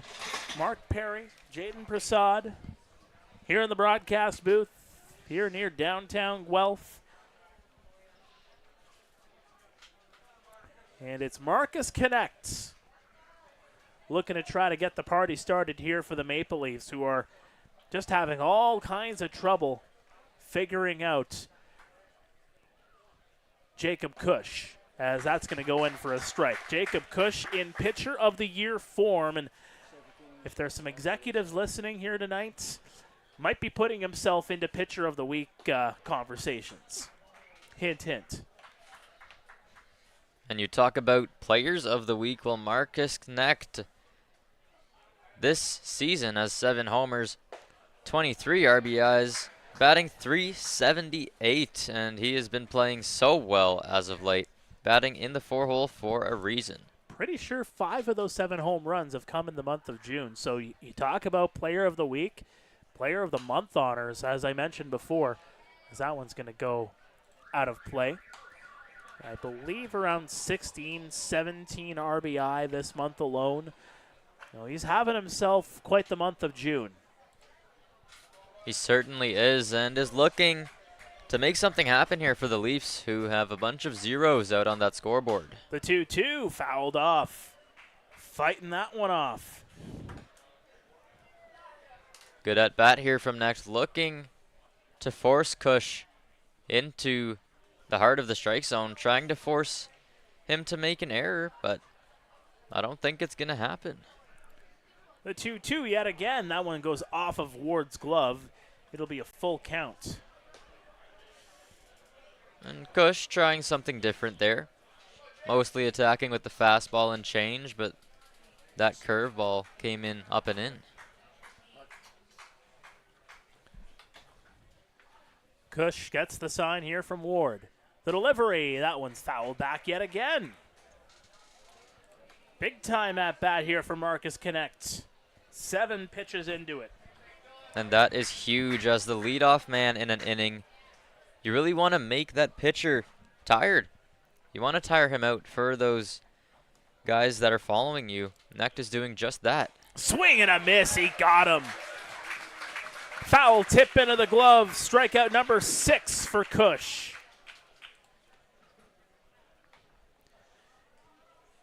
Knecht got a piece of that one, just not enough. Foul tipped it right back in to the mitt of Matthew Ward. That brings up the shortstop, Randall Moreno, batting from the left side, looking to make something happen here in the 7th for the Toronto Maple Leafs. Kush has retired 10 of his last 11 here in this one. And that one's fouled back. Moreno 0 for 2. A line out to Burns his last time up. He's been getting guys, like I mentioned the 6 strikeouts, Jayden, but it feels like he's getting guys out in so many different ways and relying on that defense too. Yeah, he's getting up in a lot of counts and getting a lot of 2-strike approaches from these Leafs hitters. And as you know, in your 2-strike approach, you're not going to be nearly as powerful. Holds off on the pitch, but it goes across anyway. And Moreno, just a quick conversation there with home plate umpire Daniel Newell. Looked like that one was called a strike on the pitch and not the swing, which is a little bit interesting. It is a 1-2 count now on Moreno. Fans get loud here at Hastings. The 1-2 into the dirt.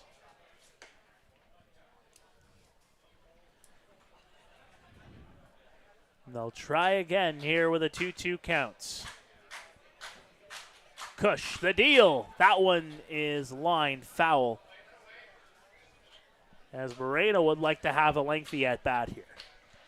2 lengthy at-bats in a row would be huge for the Maple Leafs, but eventually they've got to put the bat on the ball here and get it into fair territory. And he puts that one down the line, but it's going to be a long foul ball. It hits the wall in deep right field, but it's on the wrong side of the foul pole by about 2 feet. Just a long strike, and that is exactly what you want from Randall Moreno. If that was just a few feet to the left, he might have had one there. The 2-2. Foul back yet again. Another lengthy at-bat. Back to back. And you can sense the Leafs are starting to, get Kush's number a little bit. They're putting bat to ball. The 2-2. Swing and a miss. Strikeout number 7 for Kush. And every time one of these long at-bats happens, Kush just comes back, makes an even better pitch, and gets the strikeout. That's 2 strikeouts in a row on lengthy at-bats. Kush having himself a spectacular night. And it hasn't been a question of whether things are strikes or not. 6 of the 7 strikeout pitches from Kush tonight have been swings and misses. He's been getting guys to chase. That fastball has been working for him. That changeup's been working for him. Everything seems to be coming up Kush here on a Saturday night. Justin Mara now the batter. That one missing downstairs. Yeah, Kush with that wide variety of pitches, like you said, has a lot to offer in that arsenal and has done an excellent job of keeping the Leafs hitters on their toes. The 2-0. That one missing on the outside. And Kush is missing all around it. Very close to the strike zone, but not getting any of those calls. It's a 3-0 count here as he looks to battle back. Here it comes, right across Broadway for a strike. No green light there for Mara. So you just watched that one go down, right down Kathleen Street. Popped in behind home plate. Makes it a full count here. Top half of the 7th. 2 away. Cush a pitch away from getting through 7. Missing upstairs, and Mara will take a base. That'll bring the tying run to the plate in his brother Dan. Well, you could tell Cush just did not really want to attack Mara over the heart of the plate there, as he left that fastball just too high. But I'm okay with that, you know. These Leafs hitters been putting bat to ball here in this inning. You want to try to stay away from their power alley. Just the second walk issued by Cush here tonight, as that one's going to go across for a strike. And again, that's only the 4th batter that has been on base for the Leafs all night. Holding off on the pitch, but it goes across anyway for a strike. Mara, the lone Leaf to get a hit off of Cush here tonight. The 0-2, swing and a miss, he got him. 8 strikeouts for Jacob Cush. And he's through 7 here at Hastings Stadium. What a performance here from Jacob Cush on a Saturday night. Pitch execution is at an all-time high for Cush. He got up in that count 0-2, threw in that curveball, just getting Mara even more off balance. That was a really uncomfortable at bat for Dan Mara. Did not look good at all. And Jacob Cush just capitalizing on that, playing off of Mara's weakness, throwing that curveball up and in, generating the whiff. So impressive. That'll be a 7th inning stretch to stretch out the legs here for the Guelph Royals, as they will get set to come into this ball game, or to come into the bottom half of the 7th here. Adam Jaffine is out of the ball game, and we have a new pitcher in here. And that looks to be number 34. That is Marek Deska, the veteran.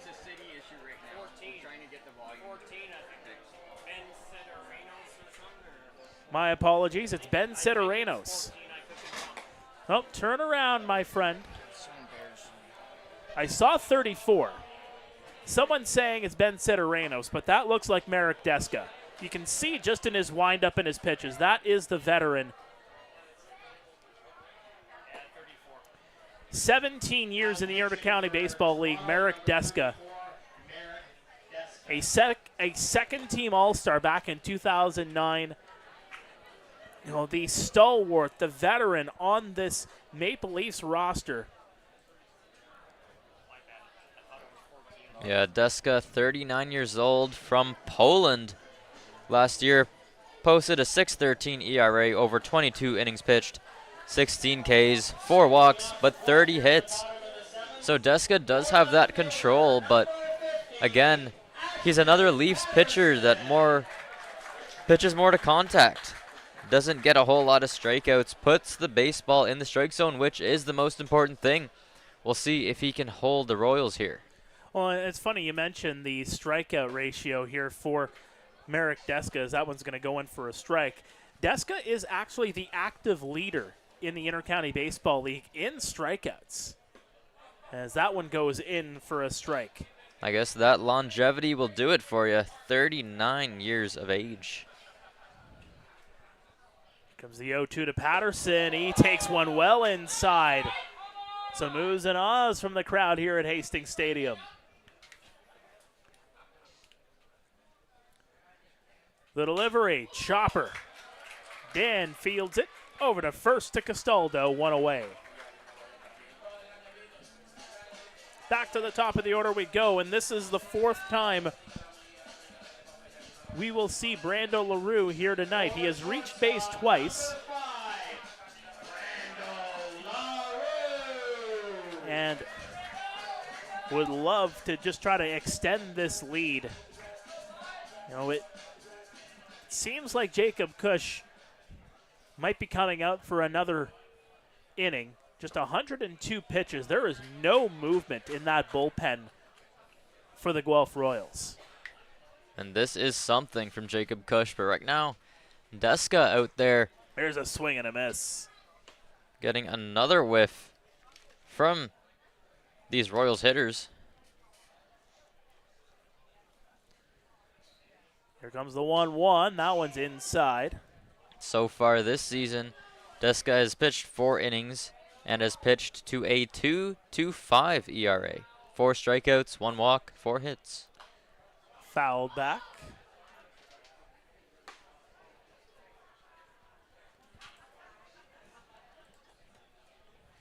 So he has only given up 1 run all season. Granted, he's only pitched 4 times. Chopper. Moreno fields it over to first, and grabbing it there is Castaldo. 2 away here for Jordan Gallo. And LaRue just kind of spinning around in that batter's box after hitting it. Maybe a little frustrated with himself. He certainly got jammed, but that spin that he did certainly did not help him trying to get down to first base. Either way, there are 2 outs for Jordan Gallo, the young lefty hitter.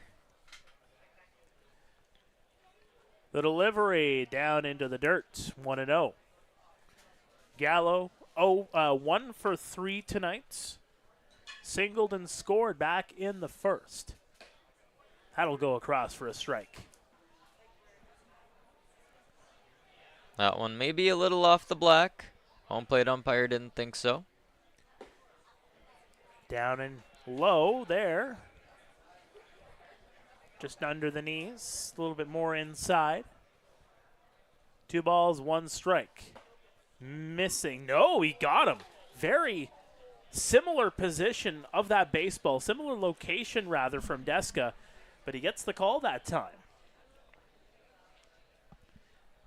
2-2. Moreno fields it over to first. Gets him. And that's a 1-2-3 inning from Merrick Deska. We're going to go to break. When we come back, we'll have the 8th inning here at Hastings Stadium on Royals TV.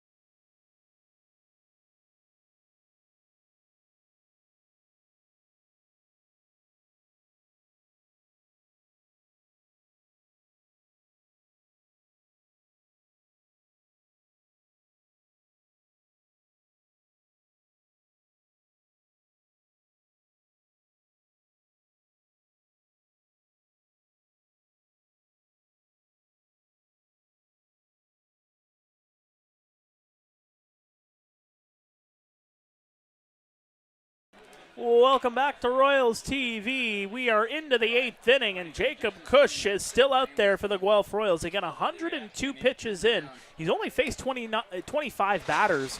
Mark Pare, Jayden Prasad here in the broadcast booth, and he's got a 2-0 lead, and those 2 runs coming all the way back in the first inning. It has been a long while. The sun was still up when those 2 runs came across to score. And it'll be Spencer McKinnis trying to drop down a bunt. He's going to run through it, and they're going to call that a strike. The last time that Jacob Cush went 8 innings, was back on July 21st of last year. That was in a win over the Hamilton Cardinals where he was cooking. Swing and a miss for strike 2. He's up early on McInnes. 0-2 count. We'll see if he stays with the fastball or goes with that breaking ball that's been working for him so well tonight. The 105th pitch of the night for Kush. Here it comes. And does he go around? He does. Strike 3. Make it another strikeout for Jacob Kush. That is number 9 on the night. And McInnes tried to check that swing, which he did, but his bat made contact with the baseball, tipping it right back into the mitt of Ward. And there is one away here in the top of the 8th. That'll bring up Spencer Ross, who is 0 for 2.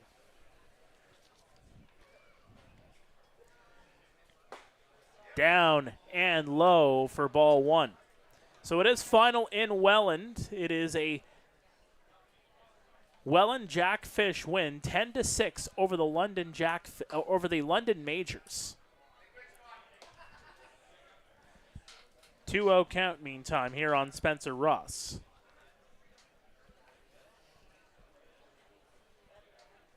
The delivery, put up high, into right field. Hammond gets underneath it. He'll make, no, he did not make the catch. It went by him, and going into second base is Ross. A gaff there in right field. And Hammond looked like he had that ball all the way, and at the last second, just started backpedaling. Did he lose it in the lights? That is the question there. To me, it just looks like a bad read. He thought it was a little bit further in than it ended up being, and that is not good for the Royals, to say the least. Runner on second with just 1 out here in the 8th. Back to the top of the order we go with Ryan DeSantos. Swing and a miss for strike 1. And that makes it even worse for the Royals, is that the Leafs are currently at the top of the order. Like you said, DeSantos to be followed by Javier, and if we get that far, Jordan Castaldo. The 0-1 right across Broadway, just at the knees for strike number 2. Kush is up early. 0-2 on DeSantos.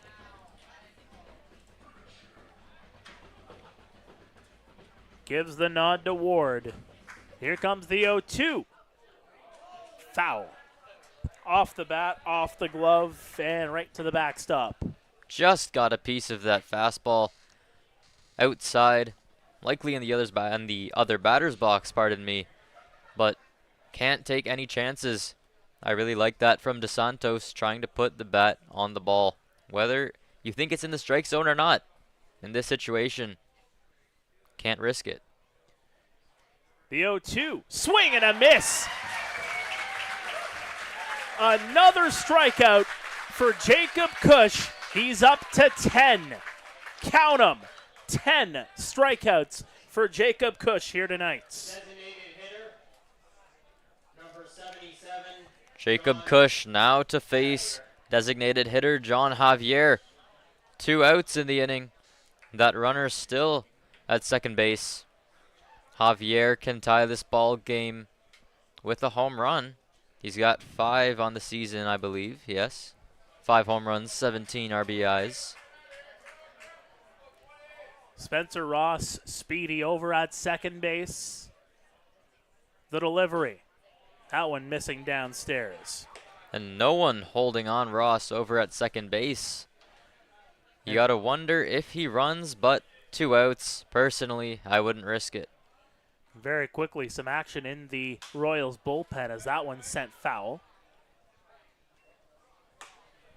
Yeah, there's been a little bit of movement over the past 5 minutes or so down there in the Royals bullpen, and you see someone starting to progressively throw harder out there. That looks like Owen Newman that's out there. Likely he will get the 9th with this pitch count going well above 110 here for Jacob Kush. In fact, he's at 115, looking for 116 here. The 1-1. Cued into right field. Circling around is Ross. He gets the wave home. No throw, and the Leafs are on the board here in the 8th. An RBI single from John Javier. And I'm not sure if the grass is wet out there or what, but the ball just stopped well in front of the right fielder, not allowing the right fielder Hammond to even have a chance at a play at the plate. Even though the runner started at second base, he could have jogged across home plate easily. Jordan Castaldo now up to bat. He could hit 500 RBI and tie this ball game. But again, Javier is only on first base. He would have to get from first to home in order to do that.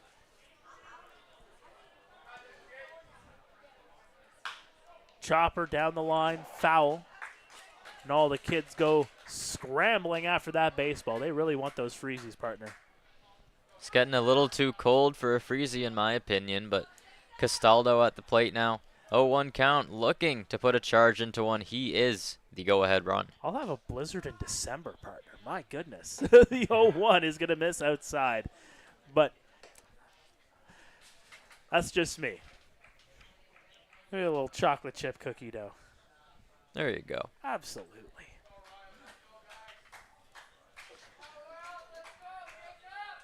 The nod from Cush. The 1-1. Put up high by Castaldo. Hammond chasing over, and Leader will call him off and make the grab. The Leafs get one on the board, but it remains a 2-1 lead for the Guelph Royals as we head to the bottom of the 8th here at Hastings Stadium. And there is a handshake and a hug from Dino Rumel, likely signaling the end of the night for starting pitcher Jacob Cush. But what a performance. Well, you add it up. That's 8 innings of work from Jacob Cush. That is a new season high for him. And again, that pitch count went way up. 78 strikes, 41 balls. You add it up.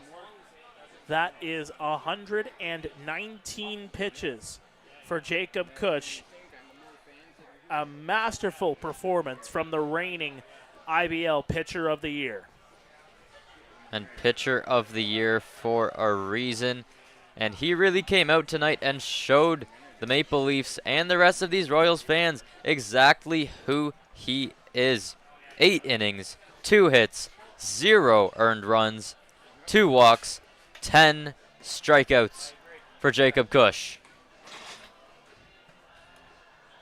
So to the bottom of the 8th we go. It'll be Leader, Ward, and Nellis due up here for the Guelph Royals. And Merrick Deska remains out there. For the Maple Leafs after tonight's, as I go into my schedule here for the Leafs, after tonight's, it is a quick turnaround for them. And I think that might also be the reason why you're not really seeing as much, movement in the Maple Leafs bullpen here, and you might see Deska go the rest of the way.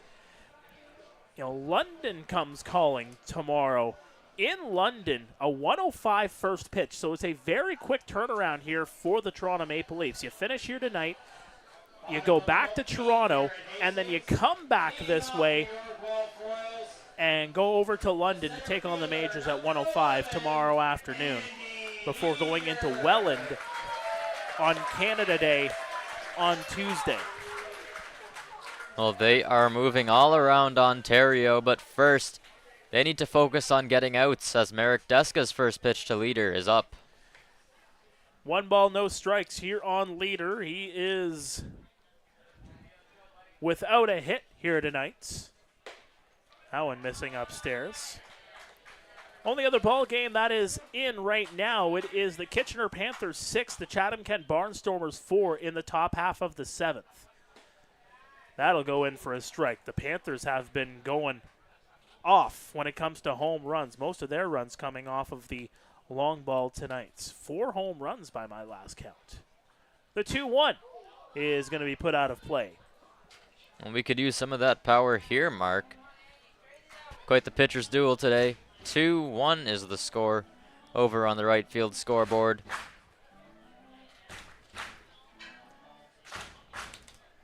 Deska gets the sign.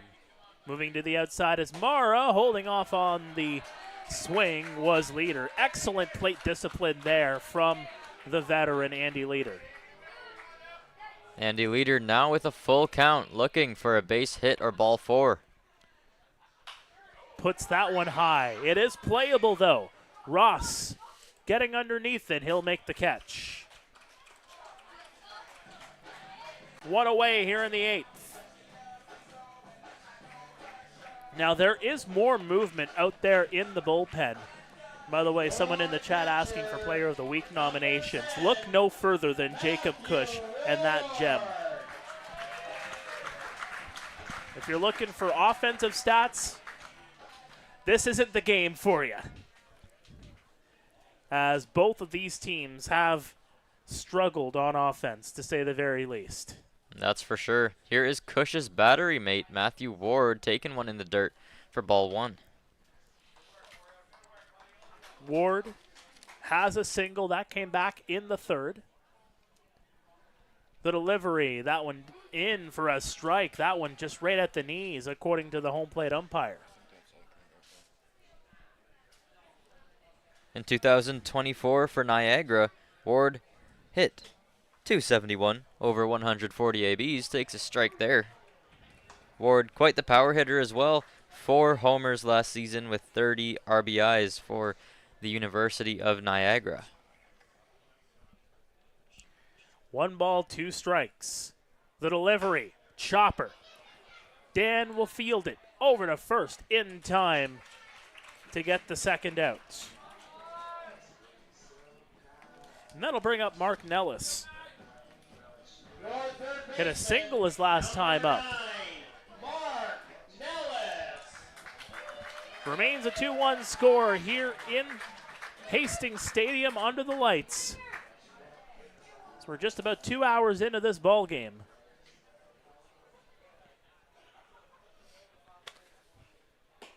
That one missing outside. Well, Nellis, according to my notes, is just 18 years of age, from Toronto. Last year hit .323 over 62 at-bats. And that'll go in for a strike. Last year, Nellis with 20 hits, 5 RBIs, 5 walks, 11 strikeouts. Puts that one into center field, a base hit. Circling around, he was thinking about charging towards second, but stops with those quick feet. And he'll just have another single onto his tally here tonight. A 2-out base runner for the Royals, and that brings up right fielder Ethan Hammond, batting in the 6th spot tonight from the left side of the plate. And I like that approach from Nellis. Again, just put the ball in play. Speaking of putting it in play, that one is deep into center field, but McInnes gets underneath it to make the grab. So a runner is stranded here for the Royals as we head to the 9th. The Royals look to close things out here on a Saturday night under the lights here at Hastings Stadium, here live on Royals TV. Get ready, Hamilton. It's the 2025 IBL Home Run Derby and All-Star Game. Hosted by the Hamilton Cardinals at beautiful Bernie Arbor Stadium. Watch the league's top sluggers crush moonshots in the Derby. Then see the best of the best go head-to-head under the lights in the All-Star Game. Grab your tickets now at HamiltonCardinals.com, because this summer, the stars shine brightest in Hamilton.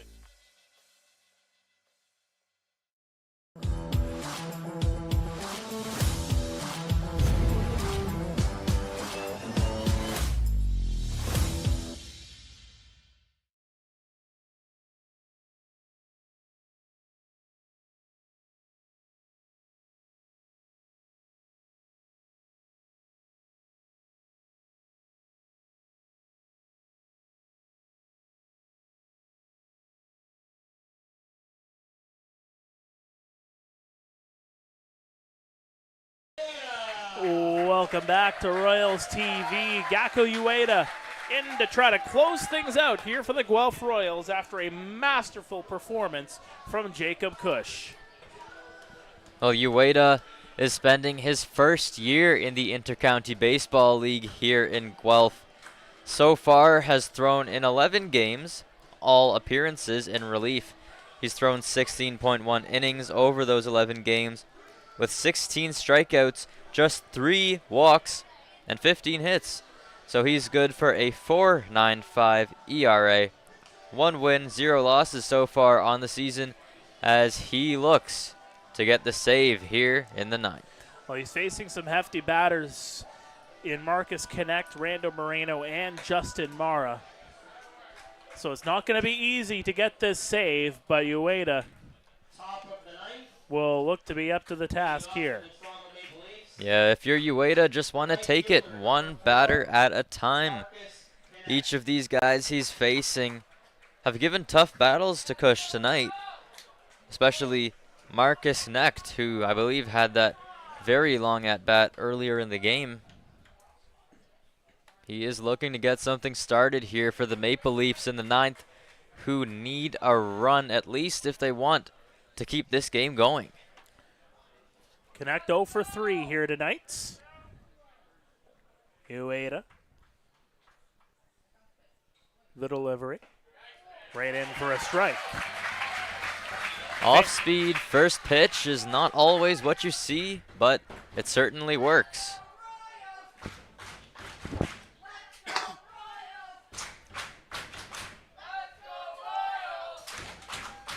Swing and a miss for strike 2.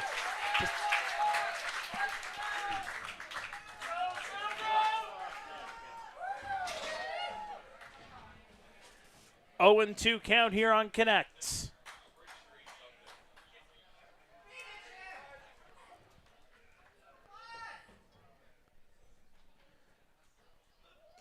Ooh, that one catches and handcuffs Matthew Ward.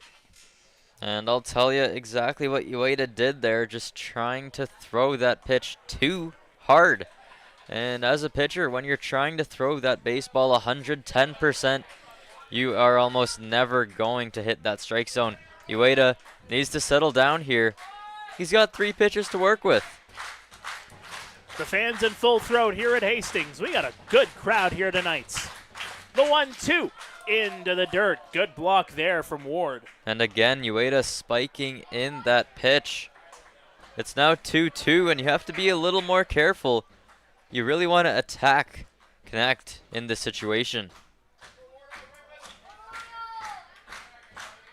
Ward looking for the sign. Fans get loud here again.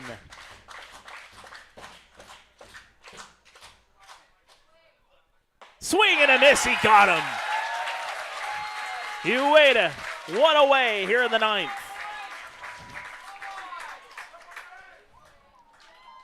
But it doesn't get any easier from here for Ueda, with shortstop Rando Moreno coming to the plate.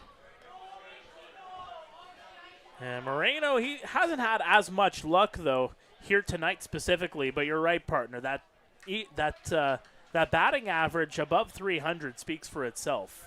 Yeah, 310 exactly. 0 for 3 on the night, 3 different ways, in fact, as he lined out to Burns back in the 4th. He had a ground out in the 2nd, and he struck out swinging in the 7th.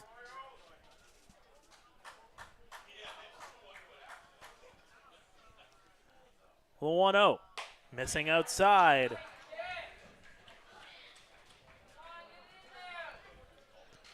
Moreno hitting .310 on the season, 2 doubles, 3 homers, 20 RBIs.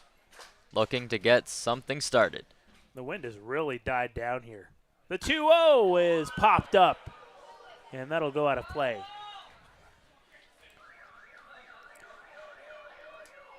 I don't think I parked back there, so that's not my car. I always try to park right in front of the building, so my car is safe. That's a smart move. It's a smart move.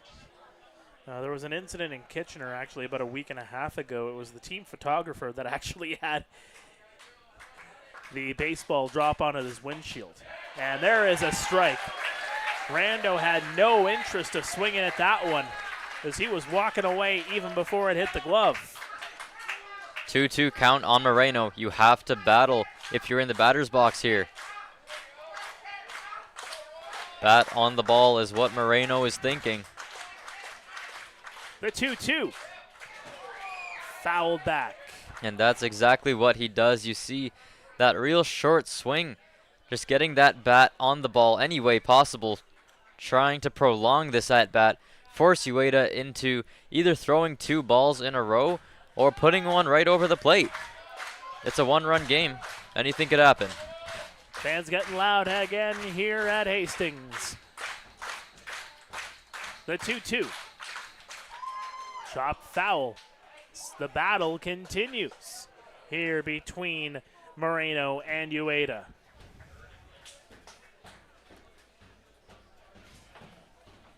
Moreno taking his time here. Still a 2-2 count.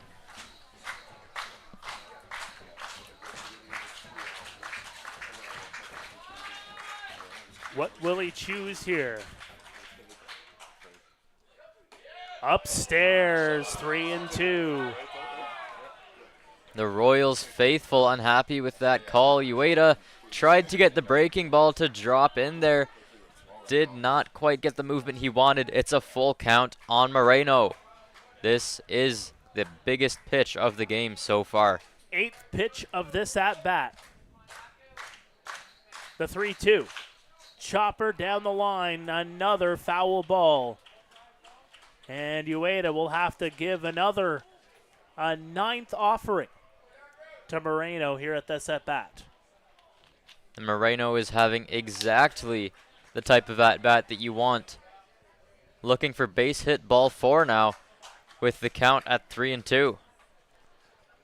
The corner infielders playing right on the baselines. Yeah, they don't want anything sneaking through. No doubles here. They want to keep the runner away from being in scoring position.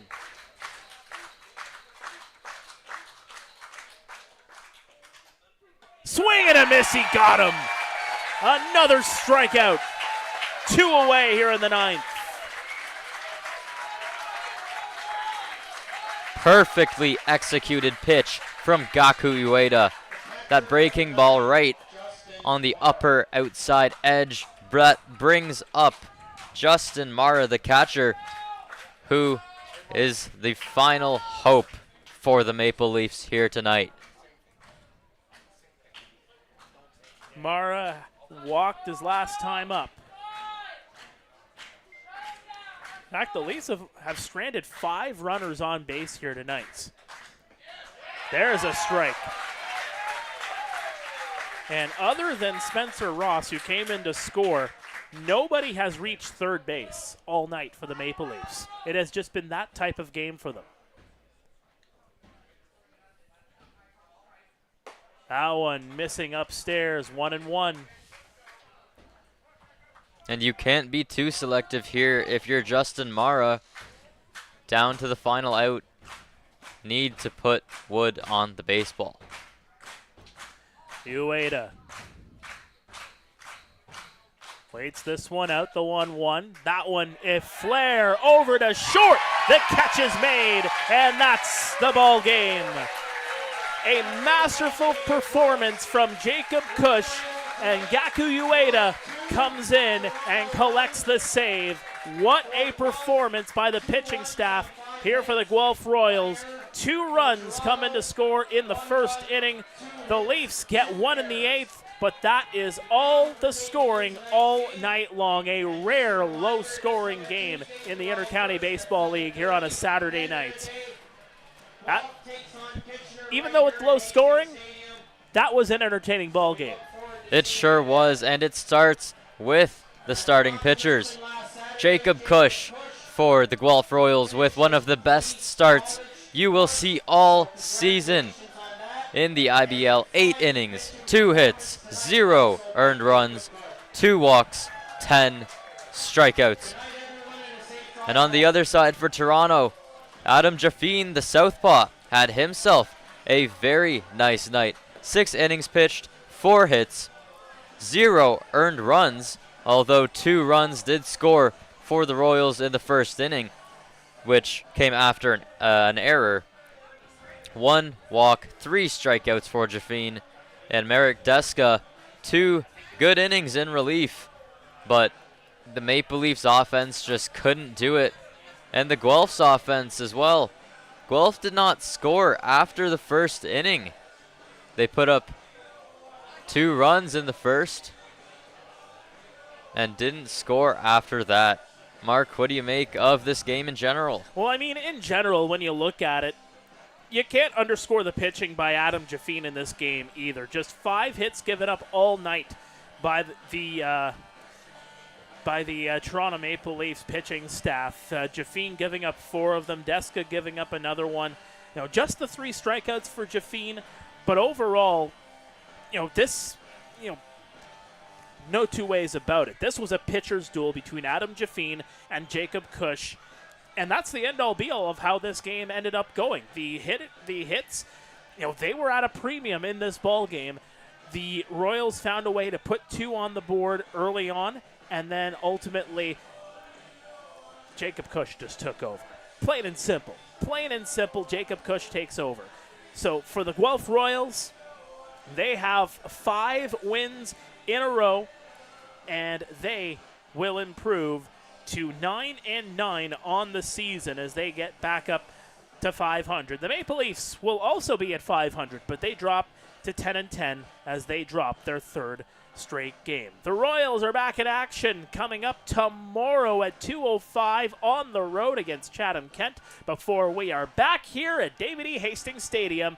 Get your flags out. It is Canada Day. It'll be a 7:30 first pitch against the Highway 7 rival Kitchener Panthers. For the Maple Leafs, meantime, they will be on the road tomorrow at 1:05 at Labatt Park against the London Majors. For Jayden Prasad, my name is Mark Perry. Thank you so much for joining us, for everybody putting us on the air here at Hastings Stadium in Guelph. We say good night, and thank you for watching Royals TV.